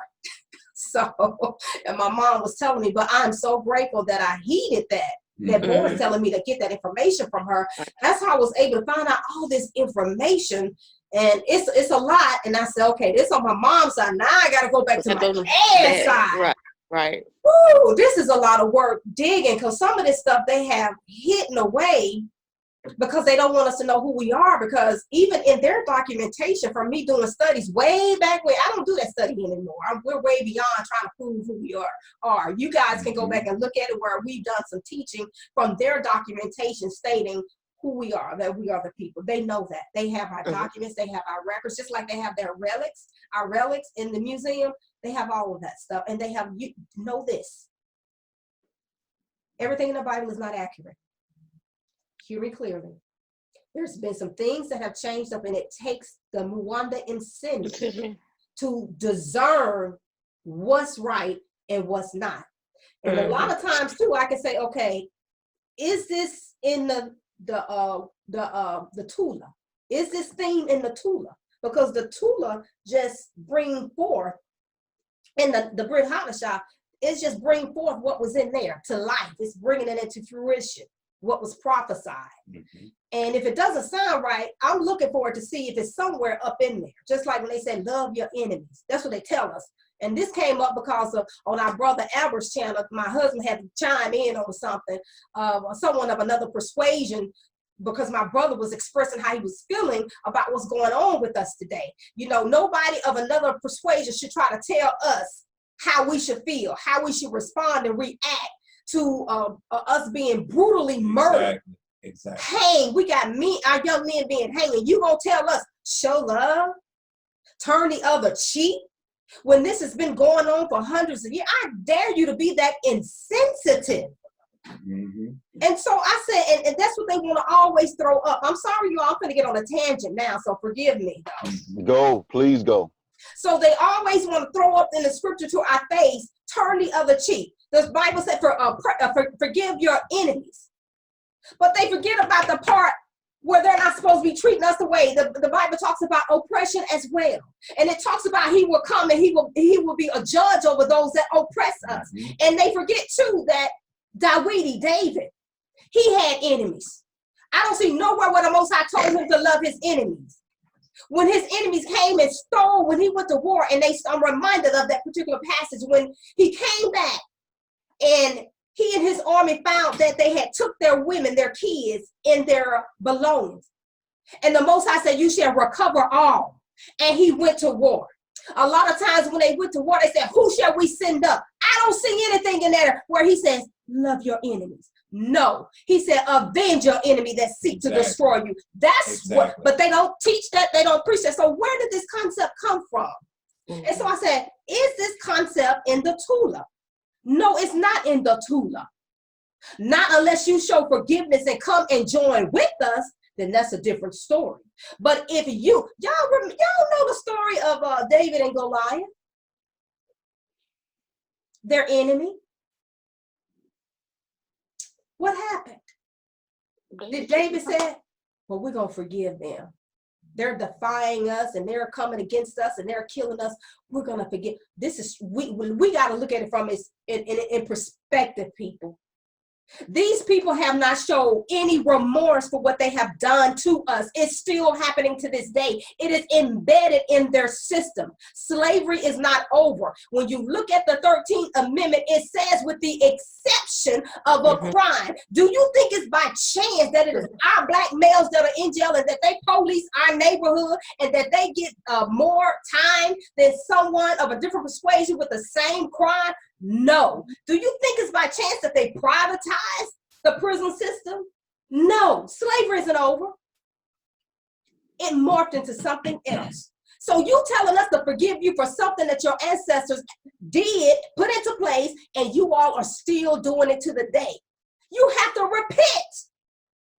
Then we'll think about, okay, forgiveness after that point. We can't ask you, we can't receive forgiveness or turn the other cheek when you still got your knee on us. Exactly. You know, and I was telling my wife, Albert, I said, I'm doing my best not to say anything. I said, I'm trying to keep my mouth closed. He did.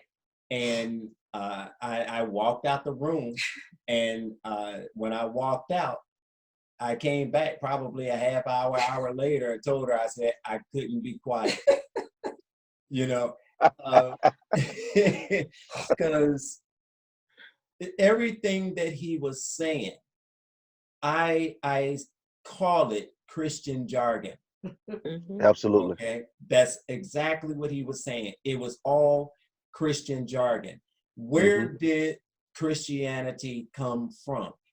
And I'm just going to say it. It came from our counterparts. All right. So they brought us, our ancestors, over, you know, to abuse us and to build up their wealth, to build up their property, to make life better for them. And in the process of doing this, they told us, your reward is in heaven. Okay. Let's think about that. So in other words, you're not going to get anything as long as you're alive. You're not going to get anything as long as you're breathing. But God got your reward. But they got their reward here. And remember, God looks like me. Look at the Son, Jesus. He looks like me. They got your reward. Well, if you're treating me like this, and I'm living and breathing, how am I going to expect a reward from them and they look like you? So when I read what this guy was saying, and no disrespect to him, okay, but when I read what he was saying, it was Christian jargon. That's why I kept saying to him, please study. Do what 2 Timothy 2nd chapter verse 15 says. Study to show thyself approved. Right? So when you study, and I use this sometimes as an example, somebody that's in the university, they're attending college, they have to study in order to get their degree. They have to do research in order to get that degree. Some of them have to go as far as writing a book, okay? But they have to do research in order to get the information that there's in a particular study for. Now, if you are going to take somebody else's word without studying it yourself, that individual can say anything to you. Yes, sir. And you're going to take it as fact. That's what we see a lot of in Christianity today, even from Black pastors, because what they heard their former pastors preach, and their former pastors preach, and their former pastors preach, instead of studying for themselves, now they're giving it to the next generation. Carry over from slavery. And those that go to theology school, they need to research who owned owns those theology schools, and then they'll understand Exactly. why they teach what they teach and preach what they preach. See, a lot of people are not aware of that. Majority of the time, Albert, when you see the word Gentile, it is not what you've been taught. It is those that have, you have to understand the northern and the southern tribe had been split for thousands of years by the time Christ came on the scene. That's why he said, I came for the lost, for the sheep, the lost sheep of the house of Israel. Yes. Those people had been scattered thousands of years before he even came on the scene into, and they had been absorbed like us. There you go. That's we have been absorbed into the European culture. We talk their language. We worship their God, or used to anyway. Caesar Borgia. We wear their clothes. We used to honor their holidays, pagan holidays. So we have taken on their culture. I'm gonna just say that we just collectively, we're not in it anymore. We've taken on their culture, and that's what happened back then. So they refer to them as Gentile nation because they were no longer who they were. Exactly. They had morphed into something totally different. So that's why he was coming to restore them back. That's why it says to return back to the old landmark. Yes. That's what it's talking about. Go back to the old way. And they say that in church a lot, in the Pentecostal church a lot. And they don't even realize what they're saying. What is the old landmark? We heard that terminology before. We got to go back to the old landmark. But the old landmark that they're taking us to is what the white man established. Yep. And I want to say this real quick. Yeah, because I want to hear some others if they want to say. And then I'm going to be done, because I know I can go on, you all, so I apologize. So I'm going to say this and be done so I can give other people opportunity to share as well. Know that Christianity today is not what Josiah and his disciple, what they taught. If he came back today and he came to a church today, he would think that he was in some paganism. Let's say that. I was talking to a good friend of mine, and I said, let's be honest with ourselves. And let's look at things in perspective, okay? Let's look in this mirror here. We said that Christian means that we're a follower of Christ. That's what they say, that what they taught us in the church. Did they not? I said, so that means that we're doing what he does. Whatever he did, we did. We're following in his steps. I say he honored the Sabbath. Do they teach that in the Christian church? I said he honored the feast days. Do they teach that in the church? He did not do communion. I said he what else did I tell her? I said he upheld the Tula, which you all call the law in Christianity. I said, do they uphold the Tula? Do they say it's been done away with? I said, if you are not doing these things, can you honestly say that you are a follower of him? And all she could say was, We have to look at things in perspective. We can't just go by what somebody told us. See, the tool is going to be the judge because it means instructions. The instruction that he gave us while we're here. A lot of people don't study and don't realize that this instruction was just written down. And they don't, when you study, you see in his word, it says that the tool of the word, which is the instruction, is holding up the universe. Yes. And you're saying it's been done away with. So think about that. If it was done away with, we wouldn't be here. Everything would fall. Wouldn't be here. Think about Cain and Abel. What did they do? They sacrificed. They didn't have nothing written down. And that's what I try to get people to say, because people get on us, oh, y'all not in church. And I finally said this to somebody. I said, answer me this, please. I need some clarity. Since people want to harp on the church, I'm a person, I look at things in perspective, as I say. And I go to where they don't dare. I said, what church did Adam go to? What church did Eve go to? I said, tell me, what church did Noah go to? What church did Abraham go to? Isaac, Jacob, and the light. That's good. Enoch. That's good. I said, and these people had a closer relationship than any of us on the face of earth right now. Didn't even go to anything remotely referred to as a church. So who are you to try to condemn me and to put me in a box? My creator is far bigger than that. To say, because I don't go to a brick and mortar, that I can't worship them, I dare you. I dare you. Yes. Wow. So it's time out for the nonsense. Brenda is done with nonsense. Please don't come to me with nonsense. Because I'm at a point now, I'm going to use the word and I'm going to shut you up. Don't come to me to try to condemn me because I don't go to a brick and mortar that you call a Greek witch. Kirke. I'm not the one. I'm over it, you all. I am so over people trying to do that. I'm over it. And I'm not going to apologize. Study. Don't come to me if you have not studied. And then you're going to try to condemn me. You can't. Don't do that. Study, then come to me and we can have a conversation at that particular point in time. But don't come to me talking about what you've been taught and you haven't studied, as my husband said. Oh, okay, I'm done. I'm off that tangent. I said I'm gonna be quiet. No, you're not. This, and I'm gonna give my family, whoever wants. It's kind of warm over here. And you're not in Mississippi.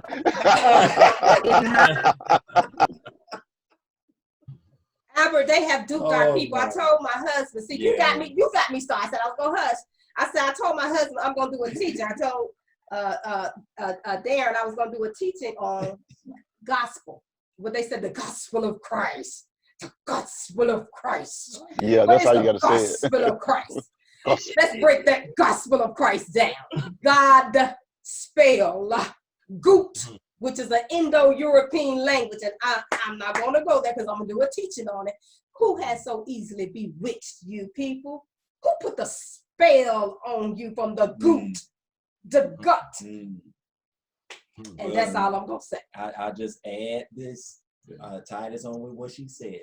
We see the God spell today.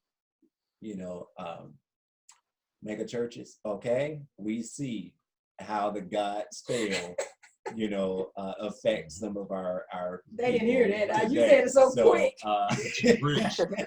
Mega churches. We heard it, believe me.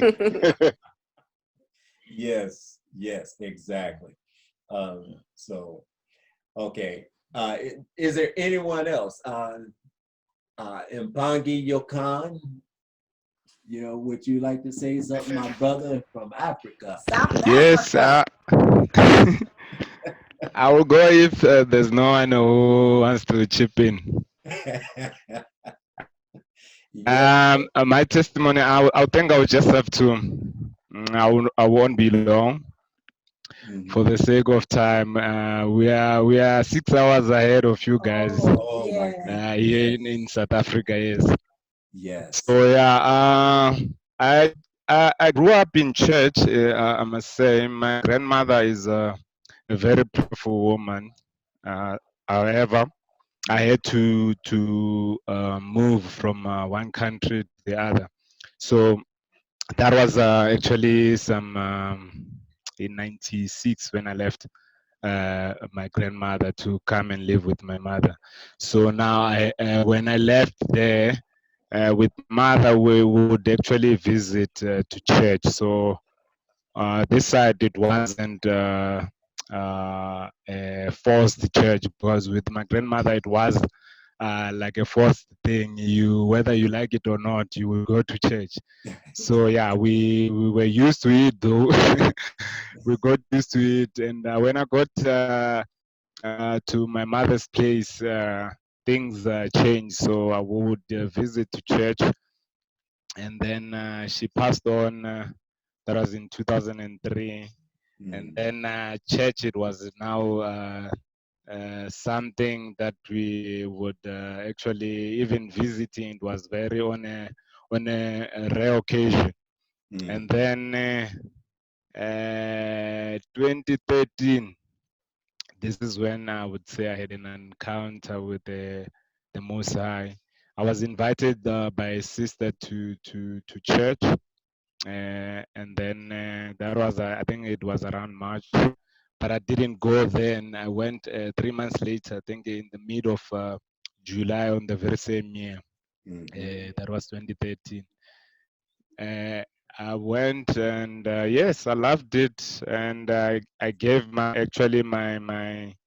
myself to the word, and I was really deep into it, and I took it very seriously to an extent.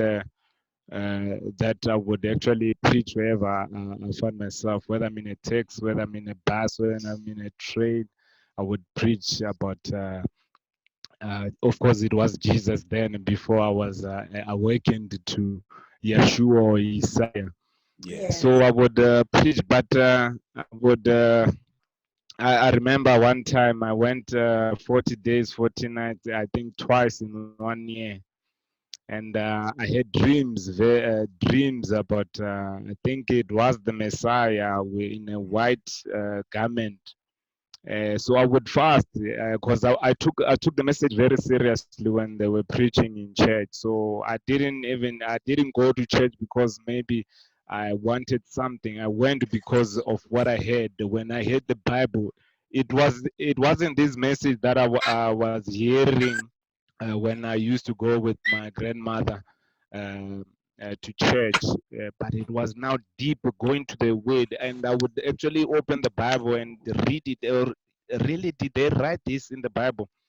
So I wanted to experience that. I wanted to have that encounter that Paul had, all those miracles that they did. So I wanted that. I desired. I was inspired. So I really went hard on that. So I would pray day in, day out. I would fast. If they say we are fasting, if they say you have to give, we're going for where we actually give people the books about the Bible, the explained books and so forth. I would go for evangelism and so forth. So I was deep in that. So even the pastor that I was under, his message I had about I think it's over 120 gig of his messages. I listened to him. So now, but some of the things he would actually say one thing and the other time he would change it. So there was a bit of confusion somewhere, somehow, and then I wanted to dig deep, and then I encountered actually I came across the book of Enoch. I read the book of Enoch, and then there was a video. There was a video about actually it's an audio on scriptural-truth.com by a guy called Robert Ferrer. So now actually when you look for that book, actually it will take you to that site. So this is where I come across these messages, these books, the Shepherd of Hermas, these apocryphal books, Tobit, all this. So I started reading all these books, but now some of the things they were actually supplementing and complementing what's in the Bible. But some of the things, it's they to me it was like they were changed. Up until now, I listened to these to messages about from Robert Ferrer, where he explains all these things that the canon actually also there's misleading somehow, deception and the hedonism when it comes to the church. So now I wondered, wow, what do you mean by this? I dig deep. So I read all this book. The book of Enoch was actually the book that I really loved it so much reading, because the book of Enoch speaks of the past, the current, and the future. So I read it, I read it over and over again, and I realized, oh, okay, even in that book, there were things that were actually changed. You can see as reading, as you see that there are things that were changed. I think it was just for the sake of misleading people. So now and then I came the Seed of Israel on YouTube, and he started talking about no, the chosen people are the black people. I'm like, what? Are you serious? So now I was actually, now this is where I had to stop. Well, okay, now what's happening? What do you mean the black? I mean, what about the guys in Israel, the Jews in Israel? Yes, but I came across in of course, in the Bible, the book of Revelation, where it says those who call themselves Jews, they are the synagogue of Satan, of so. But when you're in church, these things actually, I don't think you take them seriously. And you, because even you just use those 66 books, you can actually understand, or okay, here there are things actually that do not add up somehow, because some of the things it tell you one thing here, and then you go it tells you the other thing. So now I started now researching, and then this is where actually he breaks it up. He says like you see, even the Old Testament, this is the revelation of the Father, and then we have the New Testament, this is of the Son, and then we have the Apocrypha. The Apocrypha, this is the hidden man. This is the revelation of the Holy Spirit. Like, what? Huh? So now I started digging, and when I read the book of Hermas, Hermas, it speaks of church and the things that are currently happening in church, and how these guys have been blinded. Actually, it speaks of the blindness that is in church, and they've been blaspheming his name and so forth. So this is where I go to now challenge.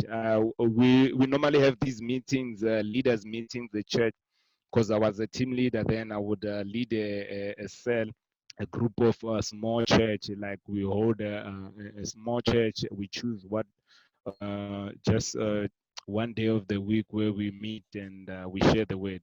So now I started now telling them about these books, but some, of course, they were not interested in not even reading them. Now I started asking the pastor during the leaders meeting about these books. But when they speak, when I read these books of my pastor, he would write about things that you find in the, like there's a super gospel that Robert Farrell compiled. These about the books of the story of Mary, Anna, the story Clement, First Clement, Second Clement, the Gospel of Nicodemus. This is the story life of Christ, where from birth, actually from the beginning, where actually God spoke to Anna for and the husband, Yes. and then for them to have Miriam or Mary, and then it speaks of that, all these miracles that the Messiah Isaiah performed when he was young. All these guys, the apostles, those apostles actually, these are the people that he grew up with. At one time, they were bitten by a snake, and then he commanded that snake to go and actually drink the poison from I think Simon Peter, if it's not his brother James, because both of them, they were bitten by a snake. So now, and one time I heard this pastor saying this thing. He was speaking about it as a testimony, or, you know, it was like he was testifying, you know. But when I asked him on Twitter about these books, he never responded. About apocryphal books, that what about apocryphal books, should we read these books or what's happening? But he would quote them in his books when I read them. He would quote them in his sermons when he's preaching, all those things that the Messiah, what he has done. This when he encountered the teacher once at school, and then this teacher is actually, this is when he explains all the physics, the biology, because all these things they are written in the book of Enoch. So if you can manage to get all the books of Enoch, apparently wrote about 366 books. So now, of course, those books are with the Vatican. If I'm, and then some of them, of course, if you go online, they're selling them. At one stage, I asked this guy, "Why are you selling the Word of God? I need this book, like the Keys of Enoch." He says, "No, we cannot give you." I said, "Because we have to print it." I said, "Send me a soft copy." They refuse. God will judge you for you keeping His word. You should not sell His word. I understand you have to print it and all that, but where did you get it in the first place? Did you buy it where you got it from the first time? I mean, these books, when you read in that book of Enoch, it says these books we must actually share to those who are willing to hear. We must share these books. So yeah, this is where I started now asking Pastor, what's happening about the Apocrypha? Is it the truth that, of course, we are the chosen people, not the Israelites? At one stage, he asked me about our big pastor. And then I said, I know me, I don't believe everything that that pastor says, because some of the things when we do study, actually they are not complementing each other. So it tells me you need to apologize. You can't talk about the man of God like that. Okay, what do I need to apologize for? You must not say you don't believe everything. Say, but I'm being honest, I don't believe everything he says. So yeah, this is where now I had to now leave church, because now in church I found out, okay, no, some of the things were just out because even it was just about the money. What they wanted is money. All they preached from day in day out is money. You give, God will bless you. I'm like, I asked myself one of the good days, or okay, it's like we are bribing God. For me to be blessed, I have to bribe him. Can anyone bribe God?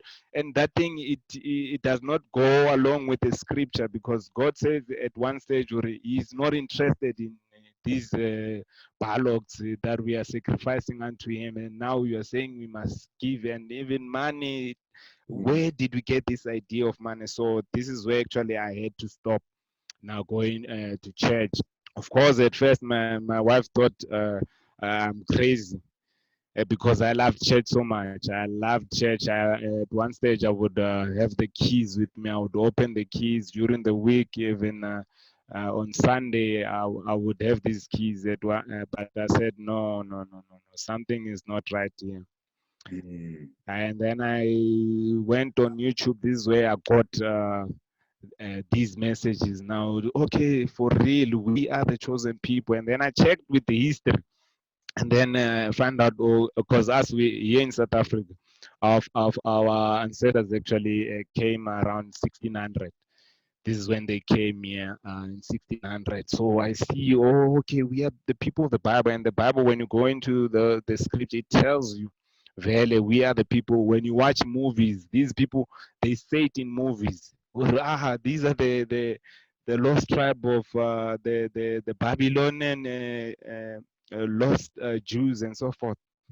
I started even to check these movies. Hey, these movies, they're telling you everything is hidden in plain sight. You see, so now when I encountered Robert Farrell actually would actually say these people are antichrist. Antichrist in a sense that the scripture, a tree is not just a tree in the Bible. What Jesus, Isaiah being him walking on water, it does not just end there on the physical level. There's this spiritual also meaning of that. What does it mean to walk on water? What is bread? What is stone in the Bible? So all those things, these are the things that I had to now go after to understand, oh, what does it mean? The Bible does not actually, you don't have to take it in literal terms. Yes. Cloud is a cloud. There's actually, it's the higher level meaning of the scripture actually is hidden on the physical level. There's a higher level where now we're talking Christ. And also he explained understanding Paul. Paul, there's where time where he said Jesus Christ.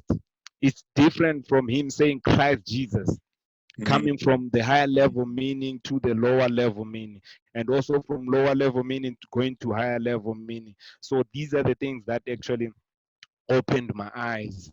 It was actually in 2017 when I said, I know the church thing, it's not, because now when I even delve deeper into YouTube, that people are Seed of Israel, and then I encountered also Brother Jonathan.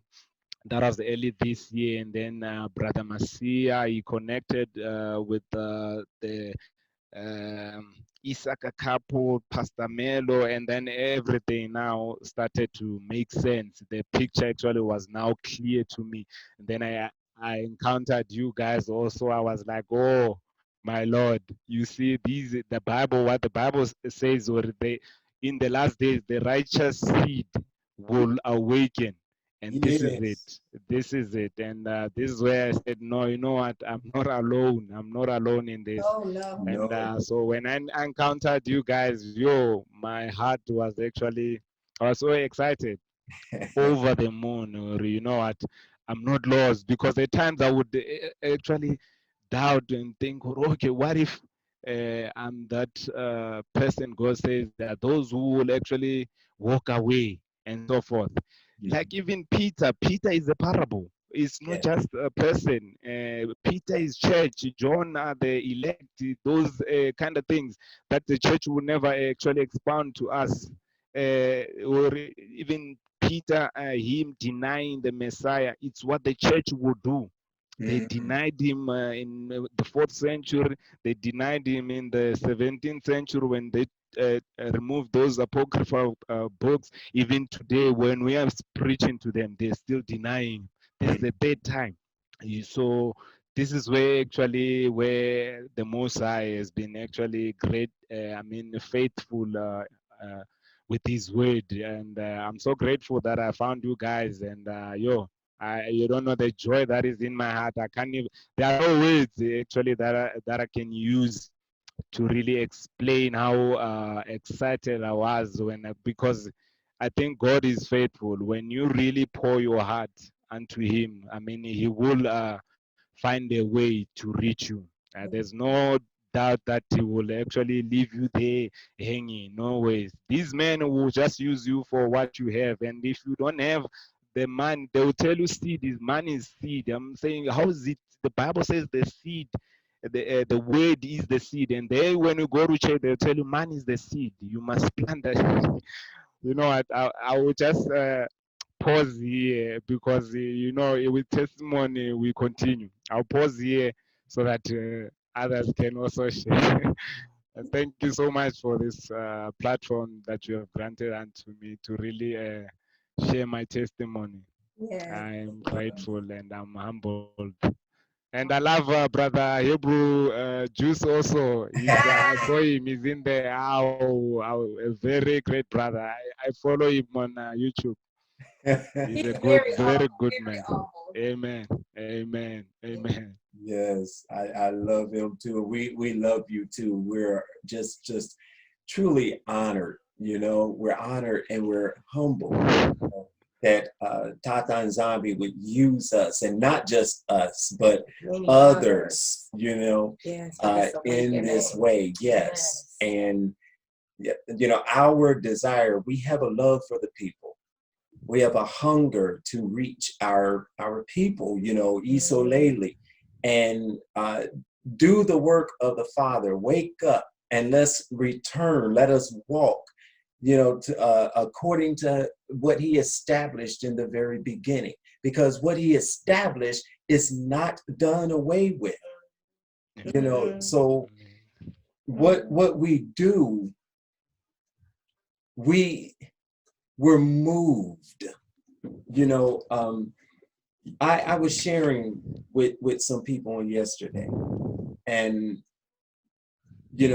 some of us asked the question, what's so special about me? I'm no one special.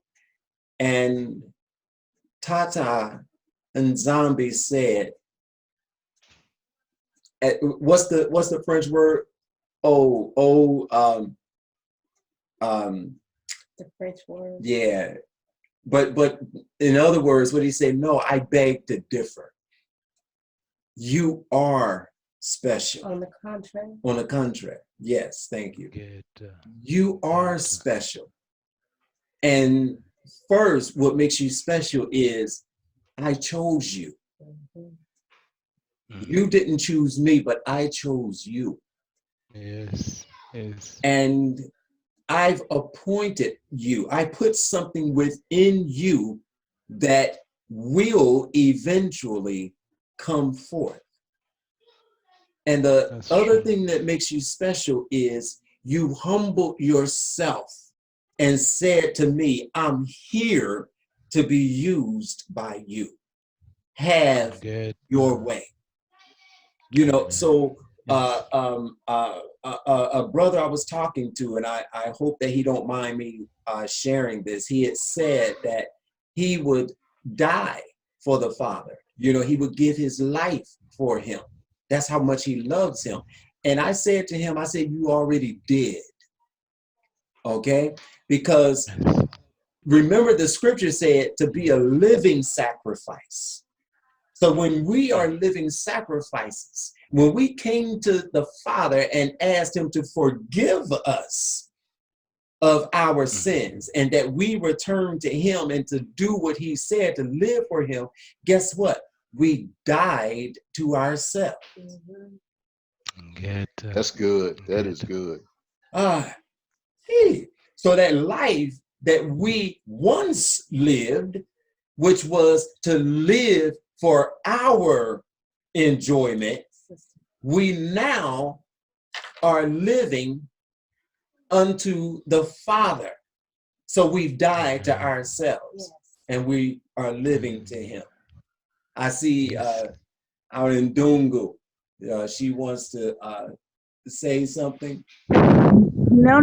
I was just trying to find the button to actually agree with you guys. Oh. But no. I'm over here crying and praying and this is good. This is good. But go ahead. Sorry about that. Oh no, you're fine. You're fine. I just want to say to some, you know, our brother in South Africa, some may be wondering, how is it that they don't know? You have to understand that that our people over on the continent were enslaved also, and they were in captivity as well in their own land. And that a lot of the years have passed where they were no longer able to a lot of them remember their culture or to even practice a lot of their culture. They had to take on the ways of those that colonized them. So that's why you see a lot of them speaking French, Dutch, things of that nature, because they were colonized, enslaved in their own land. And I think that's one of the worst things, that somebody come in your land and enslave you. That's terrible. So, and I wanted to read Baruch because that came to me when our brother was speaking here. And it says this is a lost book, and a lot of people in Christianity will say, well, there's no other books, but the Bible speaks of these other books. So that shows me right there that the people in church are not studying. They're not reading, not even reading, not studying, but they sure not studying, but they're not reading either, because the Bible speaks of these particular books in there, a lot of them. But it's from Baruch 2nd chapter 30th, and you guys know this, King James Version. For I knew that they would not hear me, because it is a stiff-necked people. But in the land of their captivity, in the land, so they were captive. So we're in the land of our captivity, but so are our brothers and sisters on the continent in their own land. They're captives in their own land. We just happen to be in a land that was, and it's not their land, but for the sake of it, in their land captives. So we're all captives. They shall what? Remember themselves, what's happening.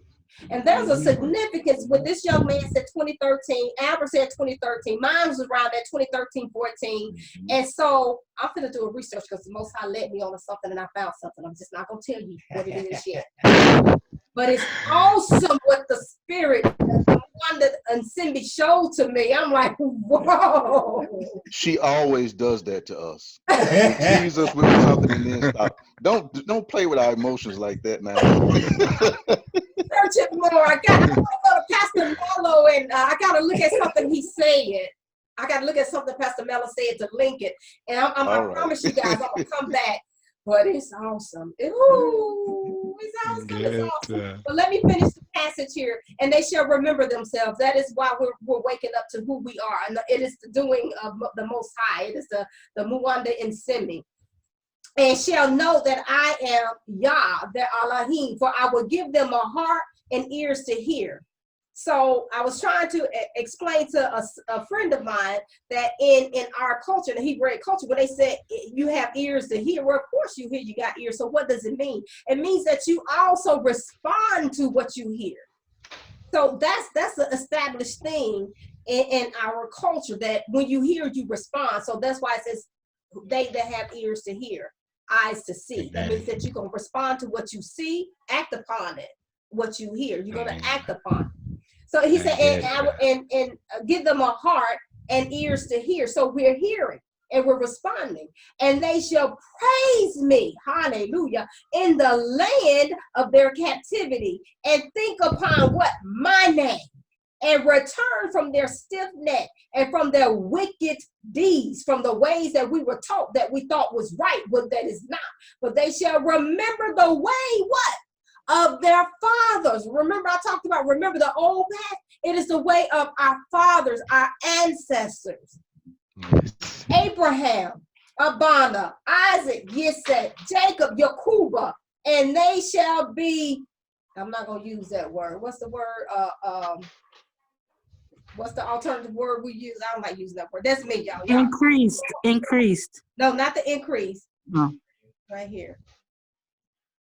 And they shall be over it, and will increase them, and they shall not be diminished, and will make an everlasting covenant with them to be their Yah, and they shall be my people, and I will be no more drive my people of Israel out of the land that I have given them. And that's also referenced in 1 Kings 8:47. I'm not going to read that. You guys can read that for time's sake. So it was masters, that they should be masters over. Yes, that's the correct translation. They have another deity in there. Yeah. And also to elaborate on Ndungu Karen's comment, about some of us, or quite a few of us, waking up in March. When you look at the calendar of the Yisoleli calendar, or Hebrew calendar, March is actually, I think it's March, April, is the month of new beginning. Yes. And it's a bead. And a bead means green or greenery. So watch this real quick.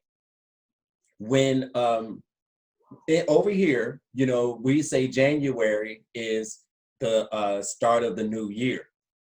And when you think about it, January is still in the dead of winter. Everything is dead. Everything's dead, right? Nothing so dead. There's nothing new, as my wife said. But when you look at Abib, which is March, April, that's when you start seeing the grass growing, the trees beginning to bloom, the flowers begin to, come up out of the ground. You start seeing life in the land. And that also was around the time that Yisoleli was delivered out of Kamata. So look at that. Deliverance, our deliverance. We're waking up. So yes, that is significant. And that year, that's what I was talking about, where something came to me about that year. It was 2013, 2014, a lot of people. So I'm sitting here and I'm like, it's something, because there's nothing that's happenstance with the Most High, you guys. Yes. You just have to know that. It's significant. And so I have learned that now. So I don't take nothing for granted when it comes to the Most High. I'm like, it's something significant with 2013 and 14. I'm sitting here while y'all talking. I'm like, what is the significance? And I start doing some stuff. I'm like, oh, yeah. It sounds like Sam and King are like you too.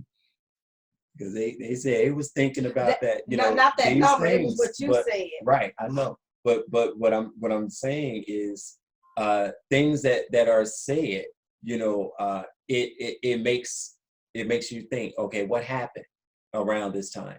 What was taking place in scripture around this time? What's significant about this?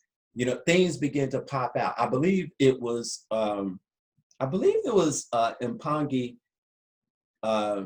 Yokan that said it. I don't know, but they said that you start looking at things through your spiritual eyes. Yep. Randall, that's who it was. Mpangi Randall Dunn. Oh, yes. He was the one that said it. He said, when you see things taking place, he said, you begin to look at it through your spiritual eyes. Yes. Like, for example, this eclipse that's going to take place in tomorrow. Okay. There is a spiritual significance to it. So, wow, especially now, let us start paying attention to things that's going on, to things that's happening. Start paying attention. Even start watching the president.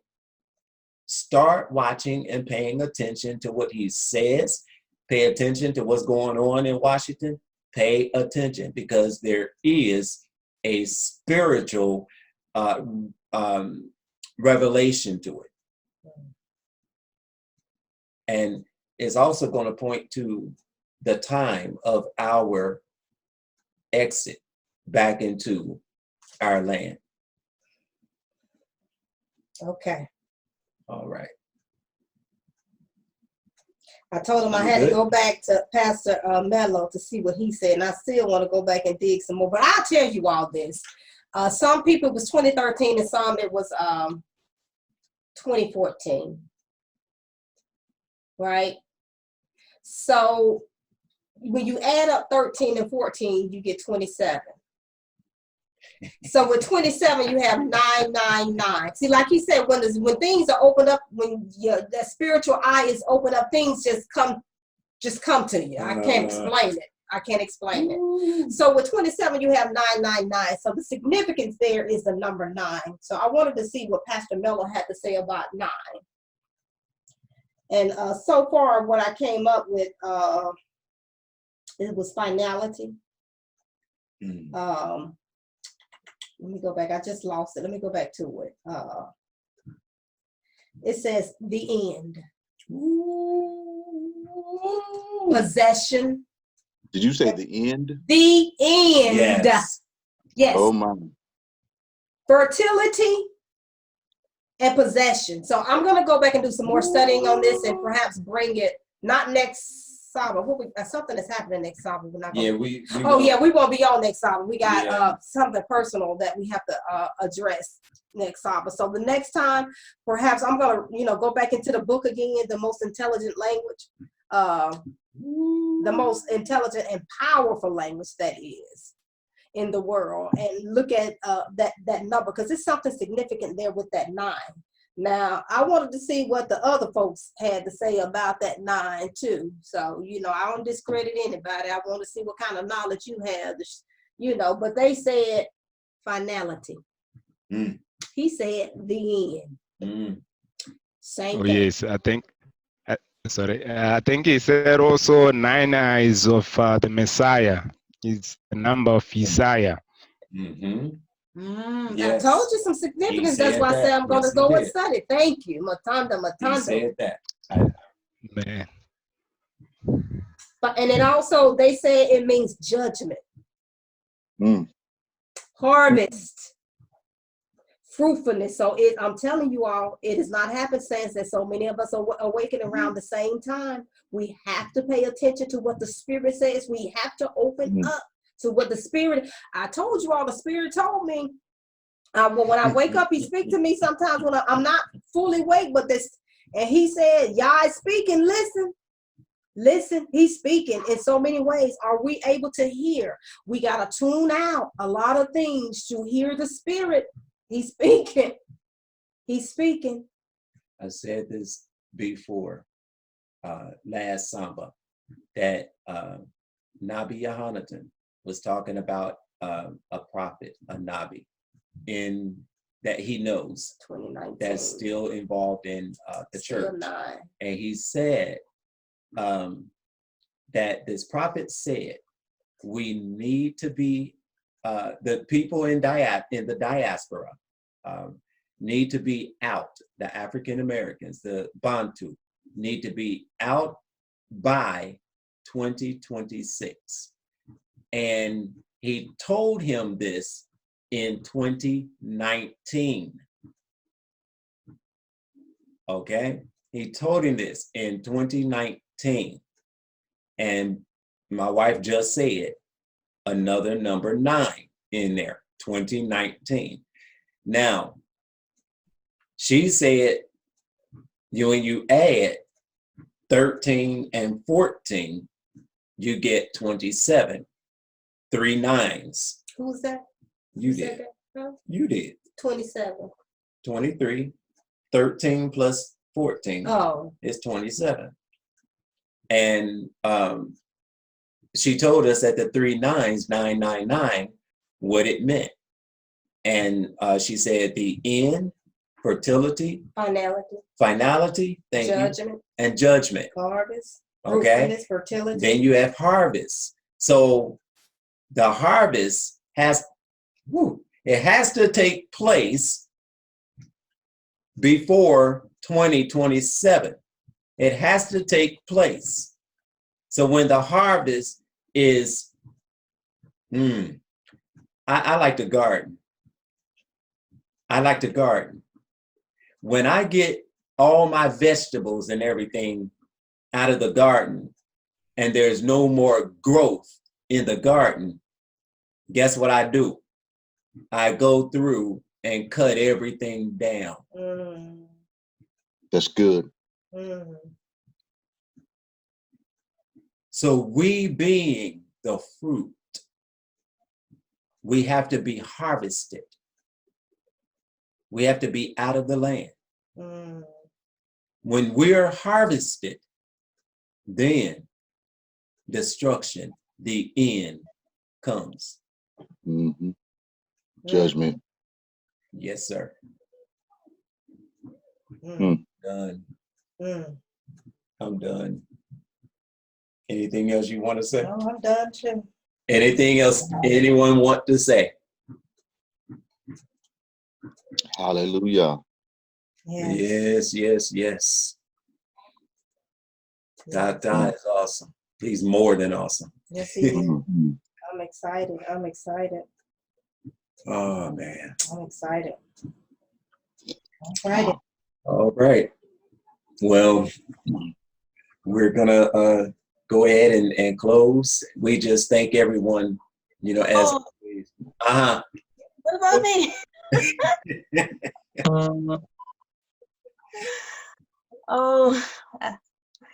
Hi. I wanted to give my testimony the way that I was awoken. Yes. It happened to me during a fast. I did a 3-day fast, dry fast. I was following because I have a lot of dreams and problems, life problems, and what's going on in my life. So I was led to Kevin L. Lewin. He speaks about dreams and talk about the Bible and things like that. So he was saying that we was to do a fast, a 3-day fast before the end of the year. So that's what I have done, the 3-day fast, dry fast, with prayer and so on. And after that fast, my vision was completely changed. Went to church and I was feeling uncomfortable. Didn't understand what was going on. Wow. So what happened, I told my husband, but my husband doesn't go to church to me because he was against my church. The things that we were doing in church and so on, he very so much against it. But I was continuing because I had a problem with my back. It was spiritual and I was delivered out of it. So what happened? We can't hear you, sister. What happened?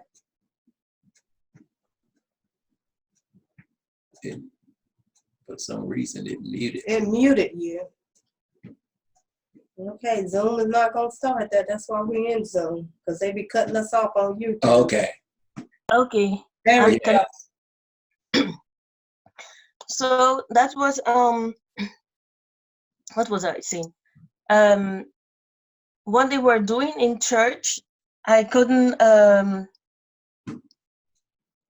I was asking questions, but no one had could give me answers. I hear that a lot. Mhm. So I was feeling my spirit that I don't belong there anymore. But I was like, you have to go to church, or you can praise God and you're not going to church. You need to go to church. Mhm. So I said, okay, I will go to another church with my friend. She was going, and she took me to another place. But it was okay for 1 week, 2 weeks, 2 weeks. Then I came back to my church. What is going on? Hello? Oh, Yeah, we hear we hear you. you. Oh, my phone is going crazy here right now. Oh, wow. My phone is just going crazy. Let I him- can't see you guys anymore. And I will continue speaking. So what was go back to my church for 1-2 months, and I were like, Father, this is my church. I'm not going anywhere else because there's nobody else have anything to give me, and I'm hungry. I was so hungry. I needed word. I needed more, Yeah. and no one could give me. I'm staying here. Mm. Hello? Yes, we hear you. Sorry, I can't see anything.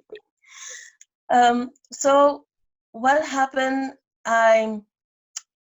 The pastor were telling us certain things that were like, no, this is not right. It's not feeling right. And then I get a dream about the monoha, the chandelier. Mm-hmm. Oh, Yes. the Malone. Yeah. Yes. Yes. Uh-huh. I had a dream about that and I was saying to put it in my house. And I was like, what is this? So I went on YouTube and I was checking what this candlestick mean and so. And I was going through and I was like, wow. And this was this girl that sings set apart music. There's a set apart music. Mm-hmm. I don't know anything about that. And then continue going through and I found Rebirth of a Nation, Mm-hmm. Issachar, and through from Issachar the letter Jonathan, and then Messiah, and Come to You Guys is from like 2 weeks ago when we did the prayer, the million man pray. That's how I find you guys. But this started with me since 2018. Mm-hmm. And we came out of the church in 2018 October. They were like saying to us, come to collect your envelope for your tithes. And I was at the back with my children at church, and everybody was going to collect the envelope, but I could see like a magnet, like it's like pulling these people in front to the altar. And it was so strange to me. My kids were looking at me, Mom, you're not going to get your envelope? I was like, I was stuck. I could not move from my seat. And I was saying to my children, it was so funny. I say to them, I'm a fidel in my tithes. I always tithe. I'm a tither, but I could not move. And the pastor wife, they were sitting behind me. I could not move from my seat. And when everyone came back with their envelope, on the envelope, it had like a white Moses on it with a white bear. I was like, no, this can't be it. Because during that time, I was beginning to do my research was doing, and I said, no, that's it. We came out that night, and I say to my kids, we're not going to go back to church anymore. It's finished. That's it. Mm-hmm. And they found it strange because they know I go to church on Sunday, Monday, Wednesdays, Fridays, every day in the week that I need to be at church, So when we started staying home, my husband didn't understand what was going on, and I said to him, "We are the people of the book." And my husband is from Africa. He's from Togo. Yeah, he's from Togo. So he is a Christian, but going to church here in Belgium for him wasn't the same. So that's why he never really want to go. He did go sometimes, but my church, he said, that is not a good church. That is not somewhere that you're supposed to be. But I always wanted to continue to go because that's where I get baptized, and that was the place that I get delivered. Yes. Because I did need a deliverance. Mm-hmm. And the way the fasting, they teach me how to fast and how to pray. That's, I can say, I get that from them. So I can't see you guys. I don't know where you guys went. I can't see anything. I can't see anything. Okay, let me try this. Wow. Okay, it's coming back. Wow. Okay. See something trying to Yeah, happen whatever there. you did, it was starting to help. Yeah.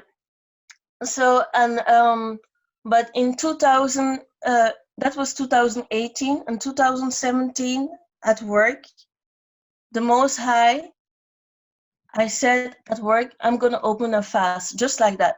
And I need direction. I need to know what is it for my life, for my family. What do you want us to do? Where do you want us to go? What is it that you have for us? And he spoke to me. At that point, at that same point, he said that I want you to go to Africa. My husband is from Africa, but I never wanted to go and live in Africa. I grew up here in Belgium from the age from 10. So what they were telling us about Africa was only negative. But my husband always say he wants to be in his country, and he never really want to stay here. So when I go and tell him that what the Most High told me, he was surprised that Petrina want to go to Africa. I said I have to go because he told me what I supposed to do there. Wow. But the challenge was, I told my husband, and he was going back and forth to Africa and back, but he was not doing what the Most High told me to do. Something always happened. But right now, my husband is stuck in Togo. Oh my goodness. Yeah, through the COVID-19. Yes. Wow. Over in November to start some business, and he's stuck there. But we had land from since 2012. All right. But he never wanted to work on that land because he was saying it's too far away. Nobody's going to go there, and nothing is there. There's no road, and this and that.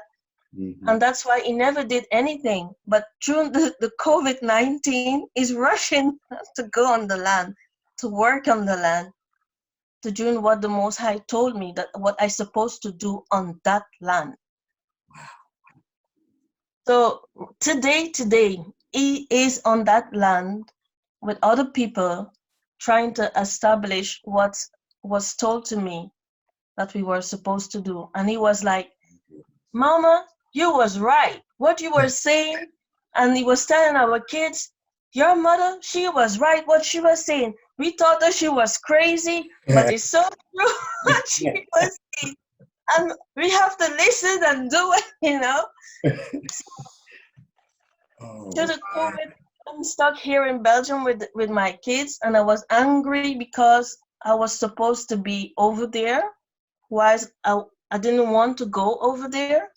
But now, seeing how things is moving and on getting the understanding, because I never thought that we were from Africa. I thought, yeah, I'm from South America. You know, at my workplace when the Caucasian or white people say, "Where are you from?" You know, I'm from South America, and yeah, you speak what language? I speak English, and they were like, "Oh." I said, yeah, my country was colonized by England, you know, but now it's like, when they ask me, I'm saying, I'm from Africa. I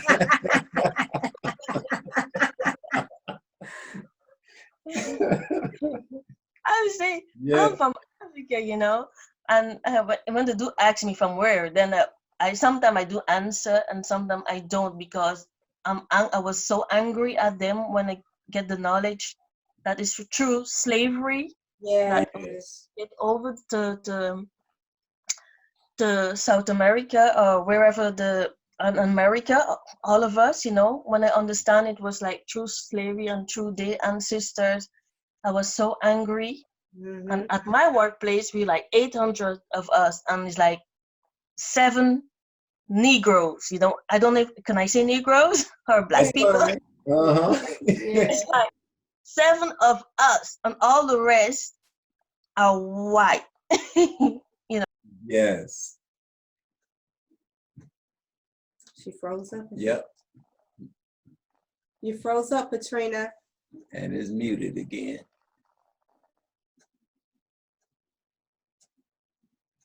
She's frozen. S and mute. Just hit S and unmute. Okay, there we go. Okay. Nope. Wait. She's just hit. And she's froze. I did. Oh.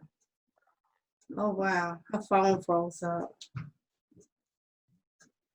All right.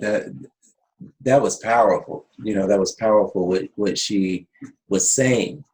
You know, what Tata and Zombie was telling her about the land. And, you know, her husband is over there getting it, you know, working on it, getting it together and say it is true. There she is. Okay. Unmute yourself.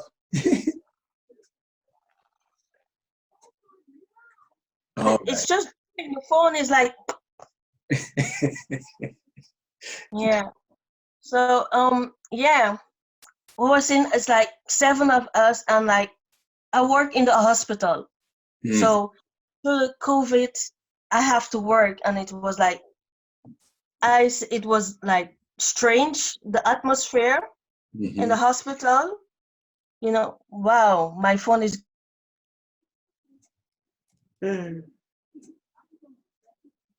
Wow. this We rebuke that enemy. We rebuke. Woo! Anyway, I can't see you guys, it's gone again. Anyway, so it's been so crazy working in the hospital, but I was so calm in me because I understand a bit what was going on. Yes. And it was, I would say, dangerous and not dangerous. A lot of my colleagues, they had themselves tested because they were afraid that something that they get the virus or something like that. But I told them, not me. Yes. I'm not going to do that. I say, no. I say, even my ex-pastor, he called me and he was like, you're working in a hospital, you need to pray and things like that.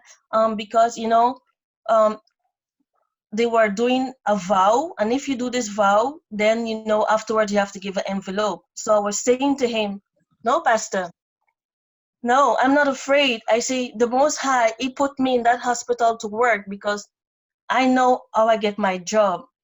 You know, I was it's doing fasting that I get that job. Like I was saying that I had a lot of problems before. So it's through fasting that I get a job. I said, the Most High put me in that hospital. He's not going to put me there to give me any COVID-19, you know, any of this sickness. I think we can see that on the computer, on the thing. To give me that sickness. So I'm not afraid. And he did not give me a spirit of fear, you know, mind. So he gave me a spirit of power. Wow, my phone gone again. Yeah, we still hear you. Okay, wow. I can't see a thing. My phone is acting up. So so this is what been going on. I'm working, and I'm so happy to get in contact with you guys, to reach out, because the truth, I only have it for myself and my family and my testimony. And it's just us, you know. It's just me and my kids. Yes. So to reach out and to speak to others that who are going through this and are set apart, that understand what is going on. Yeah. This is so wonderful for me, you know, is to interact with you guys. So I'm happy because it's been like,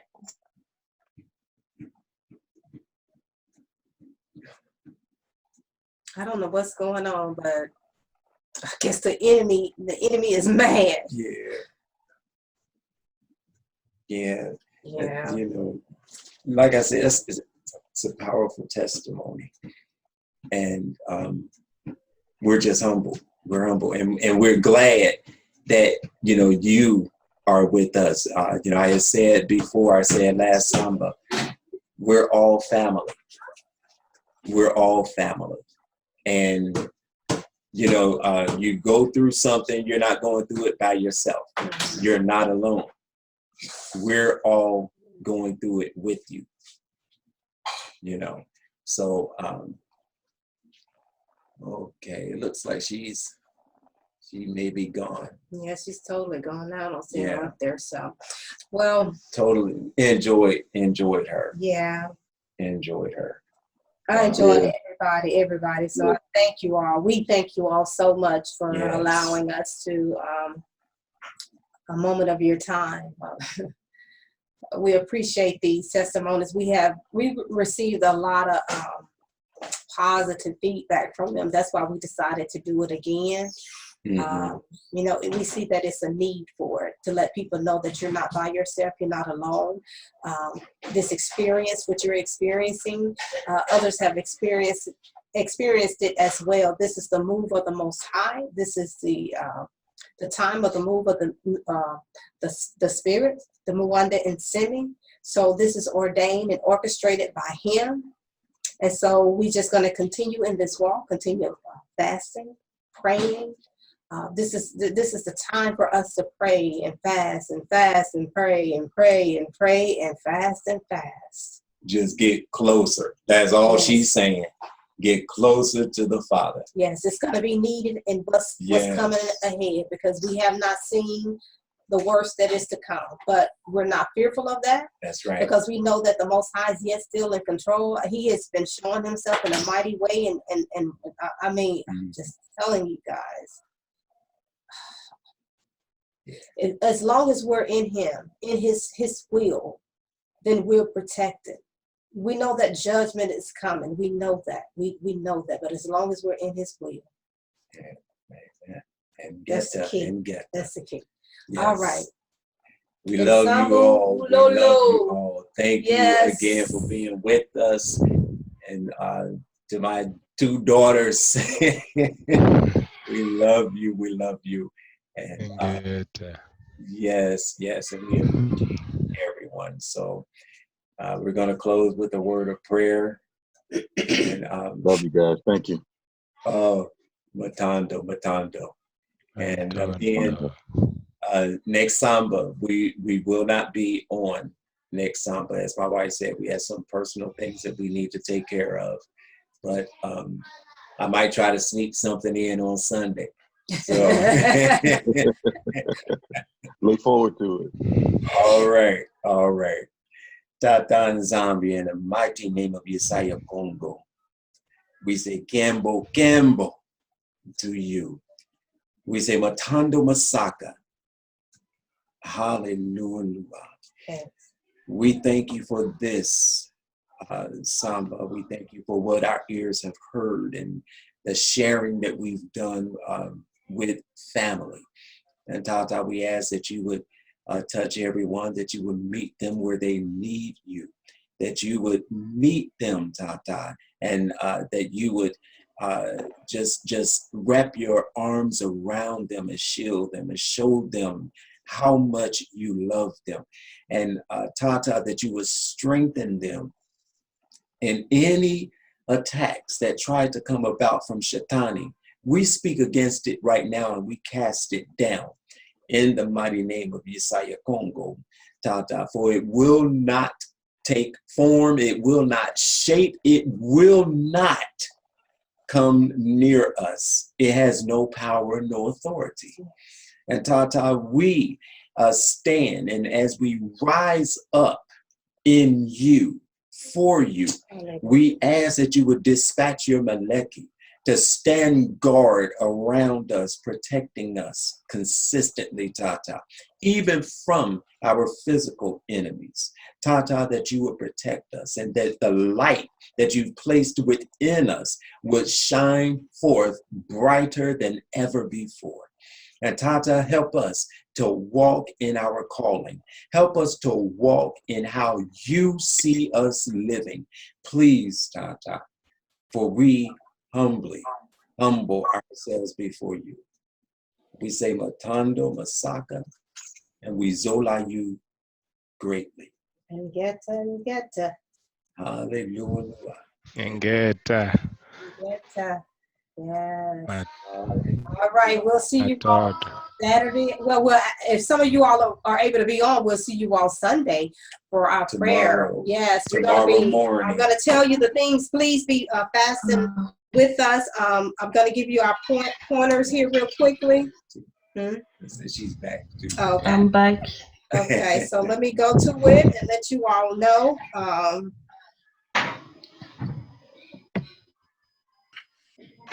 And again, I will be uploading this to YouTube. So just to let you all know. And if it's what time is it? 2 something. It look like about another 4 hours. I'll be trimming some of it down. So yeah, we're gonna trim it and put it out in pieces. So, yeah, so we're gonna have Sarah Singer, my Ndungu. She's gonna come on and she's gonna be talking about a particular passage and what the Most High have revealed to her out of that passage.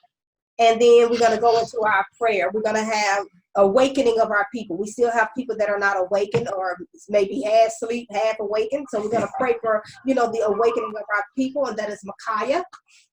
And then we have release of increase. That is Solomon. And then we're gonna have destruction of our enemies, and that is Hebrew Deuce. And then we're gonna have healing of Congo, and that is Rick. And that will culminate it there. So all right. And we're happy to see, happy to have our other Ndungu, Bantu mother.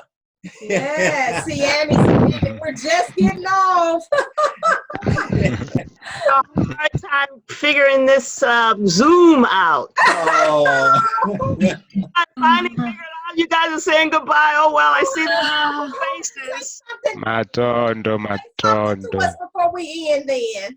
Well, we are in a very exciting time in this dispensation, and we can see God moving his hand supernaturally in our lives. No matter what it looks like on the outside, we know what's happening on the inside. Yeah. On our knees, crying out to God. And I was reading Isaiah 30, verse 20, and I'm going to read it to you real quick.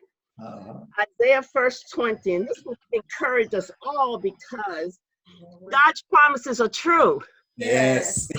And he woke us up like we used to wake our children up for school. So we tell them it's time to get up. And that's what woke me up. 2 years after I left the church, I was just so angry with the church. Wow. And I told the Lord, I had the prophets on YouTube saying, Benny Hinn is false. Marilyn Hickey is false. Creflo Dollar is false. T.D. Jakes is false. I said, well, Lord, who can I trust? Who can I trust? Amen. I was just so sad that day. I said, I want to give. I want to be a part. But who do I trust? Mm-hmm. The next morning, Yohanan came on my YouTube. Wow. And he was teaching about the white Jesus. And I stopped. And when I heard his voice, my stomach leaped like when you get caught in the cookie jar, trying to wipe the crumbs off. That's how my stomach felt. I knew it was truth. I knew it was truth. I knew it. I put Jonathan on from 8 o'clock in the evening, all of his videos, and I let it play all night while I slept and woke up. I could not believe that no one taught me this truth. Wow. You know, that's good. when you hear truth And I always wondered when I was a little girl why everybody in the Bible was white. I just did not believe it. Uh-huh. So Johannaton said that was your DNA talking. He told you that was not the truth. And another quick story, my son who's 41, he's still in slumber, but we know that's going to end soon. Well, when he was a little boy, Darren, he was your color, chocolate, and of course we were in Orange County, California, with all white kids. And he would cry and come home and say, "Mom, they teasing me because I'm black." I said, "You know why they're teasing you?" I said, "Because Jesus is the same color as you." Now, I don't know where I got that from. His shoulders went back, his little chest stuck out. He said, "Then we must be special." That was your DNA talking. Yes, I like that. Yes, yes. Yeah, that's good. Was not right. So your DNA spoke to you. And so when you heard the truth, just like Elizabeth, when she had John in her belly and he jumped, the Holy Spirit jumped. I knew I was hearing truth. Well, anyway, I'm going to read Isaiah 30. Let me get my King James. I got my Yahweh Bible yesterday, girl. I'm like in a candy store. I'm excited, y'all. I said, "Oh, I love this Bible so much." So we're gonna read. Let me get my real glasses on, y'all. We're gonna read Isaiah 30, verse 20. Let somebody read it, because I don't have my right glass on. Isaiah 30, verse 20. Okay. Read that, Brenda. Okay, yes, ma'am. Let me get to it. Isaiah 30. Here we go. I'm in Isaiah, so I went straight to it. That's and verse 20. So we'll know what's going on right now. Yes, ma'am. Verse 20, and it reads, "And though Yah give you the bread of adversity and the water of affliction, yet shall not thy teachers be removed into a corner anymore.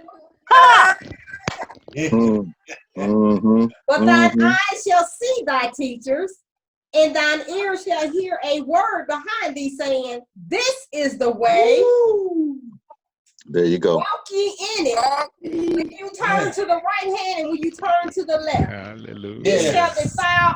Also, where you want me to stop at, Mama? Verse 20. One more, baby. One more. Ye shall All right. defile also the covering of thy graven images of silver and the ornament of thy molten images of gold.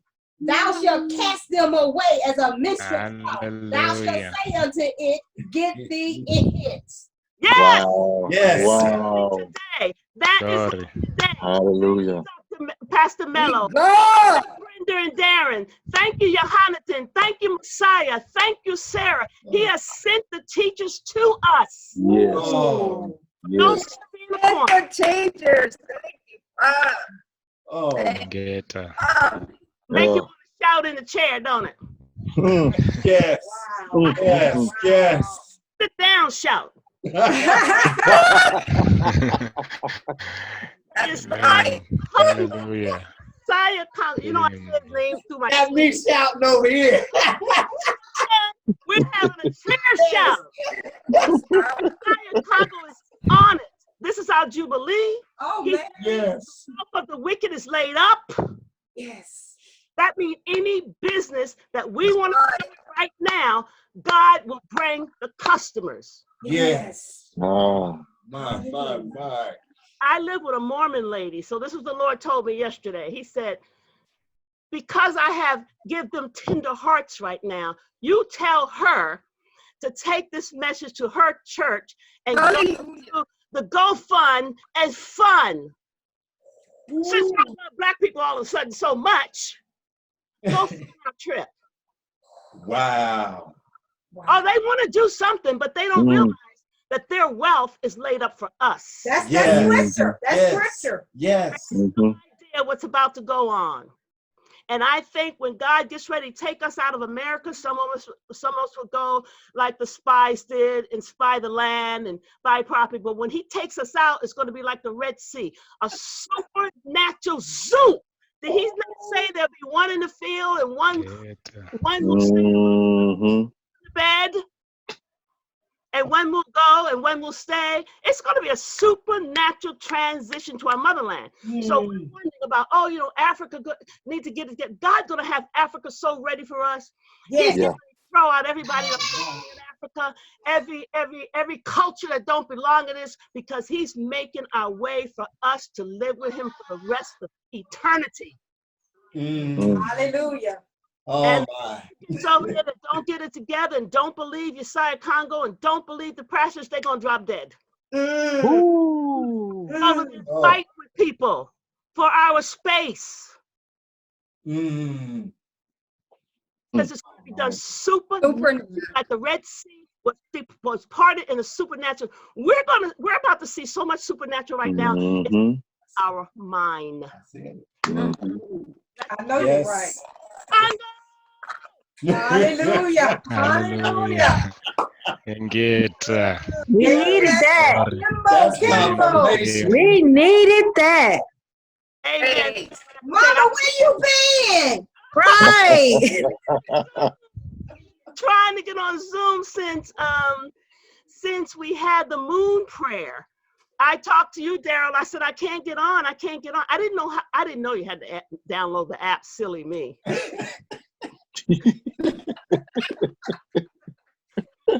I love her. That's what I told Brenda. She is awesome. And nothing would happen. I was like, oh, so let me get into this place. Oh man. Y'all lift Mama up. Brenda and Darren, I pray for you. You guys have a powerful, powerful ministry. I love my little sweetheart Filipinos in Ireland. I have a Filipino daughter and her family. My son's been married to her for 20 years. Sweetest little thing ever. Everybody. Love you, Matondo. Thank Matondo. Everyone on you. I saw your faces on the rerun. I said, I got to figure out this Zoom. I wonder how. So today, the Holy Spirit let me figure it out by myself. I was going to call somebody. No, he said, no, do that. And then I popped in. I was so happy. Oh, and I am so glad you did pop in. Yes. Now I know where to put the password. I was putting the password on the internet. Leave me behind. I'm gonna figure this technology out. Oh goodness. Oh yes. Oh my goodness. You guys are the only family I have because I'm the only one that's awake in my family. And I have pastors in my family, Jehovah's Witnesses in my family, Muslims in my family, and I'm the only one awake. But it's every one of their names is written on a piece of paper that I wrote their names on, and on the back of the piece of paper I put Yesiah Congo, get them.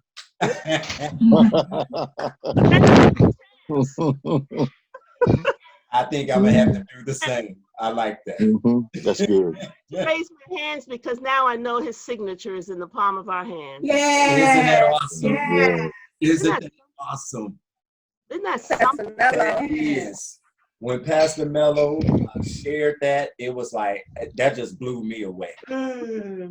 I wouldn't told my non-believing son, well, you know, the church tricked him so much that he doesn't want to have anything to do with the church, I understand. So I said, open your hands, Anthony. That's true. And so I told him the 2 M's, what the pronunciation was, and I told his wife, open your hands. I said, that's Yesiah Congo's signature in our hands. They couldn't stop looking at their hands. Get him, Wanda. By any means necessary. By any means necessary. Yes. Yes. Yeah. Definitely. I love you all so much. We love you. We love you. It's all of you. It's all of you. Come back on again. We won't be on next Sabbath, but we'll be back after that. My husband said he may get on. We come on tomorrow. We having a powwow prayer. I'll be there tomorrow. It's on the site. Get on Zoom. We're gonna have a powwow prayer. We need all the prayer. Well, come on, Mama, pray fast. I'm coming. That's one thing I like to do is pray. All right. Hallelujah. All prayer warriors. We're calling them out. We're calling them out. Yeah. We're calling to the streets. Where are my wailing women? Here we are. I love her. I do too. I know. Oh, We gotta get her information. We gotta get your information, Bantu. all right, I'll email it to you because you did send me a couple of emails trying to teach me how to get on Zoom. Yes, yes, ma'am. And we gonna talk. I did have the password. I put the password on the internet and nothing happened.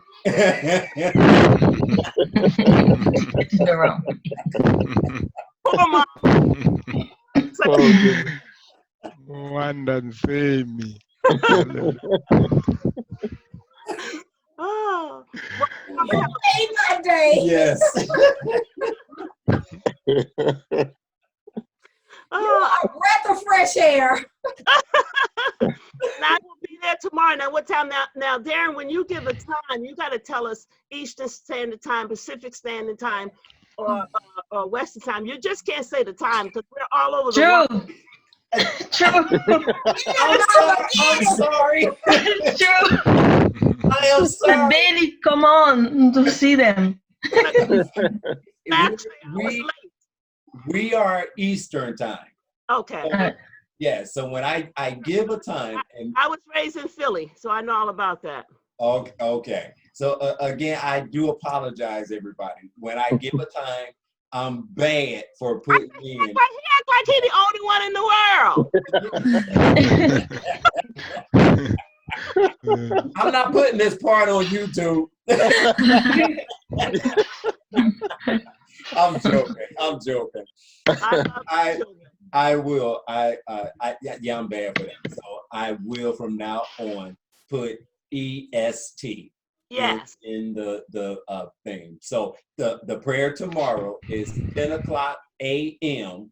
and Okay. that's Eastern time. So that'll be 8 o'clock my time. 10, 9, 8.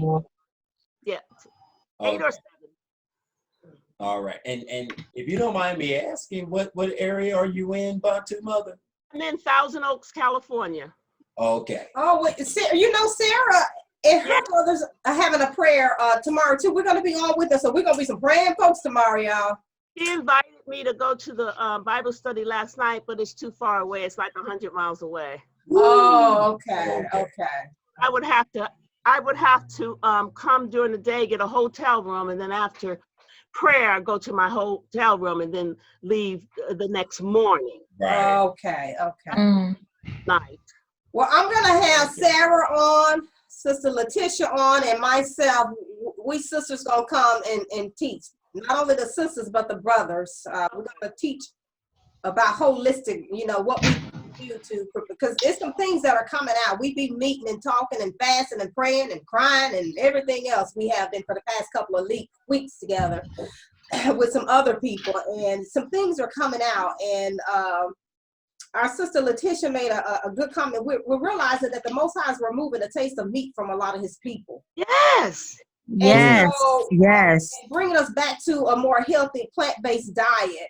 And so Letitia made the comment, she said, I just have this feeling that when it's time for us to go, we just gonna have to up and go, and we got to be in a place where we can physically do that. We're in a place, a lot of us, we're not well. She said, we can't get up and just move like that because we're not in a physical state to do that. So preparation. Right. Yes. I'm waiting for my care package from the Issachar couple because I told the Lord I need to lose a good 40 pounds because when you put on weight, your bones and everything starts to ache because it cannot carry it's like 10 pounds of sugar in this hand, 10 pounds of sugar in this hand, 10 pounds of sugar tied on this leg, and 10 pounds of sugar tied on this leg. Try to walk with that. Wow. Yeah, so we're going to come in and do a teaching. I did a teaching too already about from the scientific perspective of the unclean foods because, in Christianity, they teach that you can still eat those things. I said, okay, well, since you all don't want to believe the Most High, I'm going to come from man's perspective, from a scientific perspective, and tell you why he said they were unclean. Brenda, you are a teacher's teacher. Oh, thank you, Mama. Yes, ma'am. Yes, ma'am. Teacher. And Darren, you got one up on her because we like to hear the bass in your voice. And that laugh. We love to hear that laugh. Oh my goodness. Watch this. I really love you. Now we ain't putting this on YouTube. Like David, you probably sound probably like King David, and he's probably with your complexion. Yes. Oh goodness, I love it. Thing, he wasn't a white skinny man.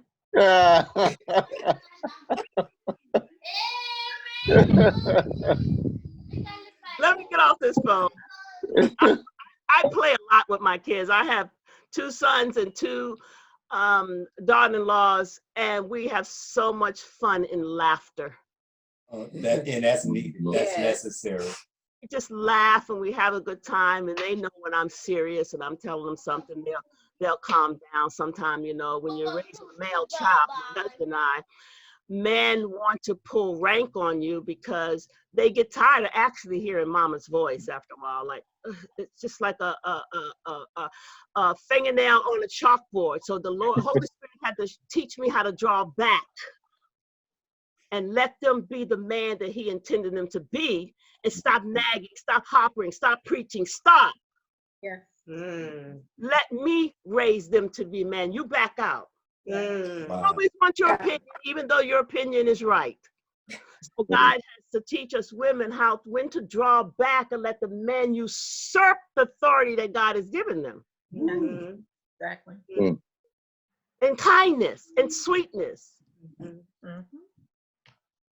Wow. So and I love couples. I love couples. You guys yield the power towards one another. So beautiful transitioned. Oh. Yeah, it is. Respecting each other's teaching, respecting. That's how the kingdom of God is. Love one another, and we know how to draw back and let the other one speak. And we as women, we have to learn that, because we as women, we've been in charge for so long. And now God is teaching us how to gracefully draw back. And I said, women got the best job in the world. They got the best job. We're spoiled by men. We're taken care of by men. We're men open our door. Men do this, men do that. Why are we fussing? We have the best position as women. Don't look at me. We're definitely taking this out, Mama. I raised boys. We're having fun, but I raise boys, and this is how I taught them. If you're going to usurp your authority and you want someone to follow your lead, you have to be led by Josiah Kondo. You have to be led by him. Yes, yes. You like your nuts. Yes. My nuts, we were like, I'm not following that. That was real silly. But our men are starting to come and take their position. Yes, they are. Yes. As our covering. Yes. Our power come out while he's looking over at us like a lion. Because when Brenda started preaching, you can see Darren's chest all the way to the video thing. That's my lady. That's my wife. Yeah. That was what we talked about earlier. Really? Yeah, yes, you're right. Oh, wow. Anyway, we're going to close because it's 12:11 my time. Now, what time is it your time? It is 3:08. 3:08. We've been on here since 11 o'clock, y'all. And 108 in South Africa. Oh my goodness. He says 108. 108. Bye, Karen. Bye, your cunt singer. Bye, Kimball. Bye. I don't see your name on here. Pretty smile. Bye. I guess you're my granddaughters because you're his daughters. You guys have to be my granddaughters. We love you. We love you with all our ways. I love you. I love you. I love you guys. Glory.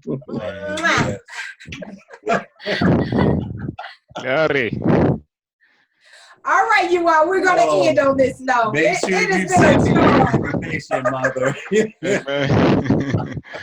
I'll do it right. Yes, God ma'am. Amen. I could be in the shot. I could be in the shot. I could be in the shop. I could finish, yeah. The plus. I mean,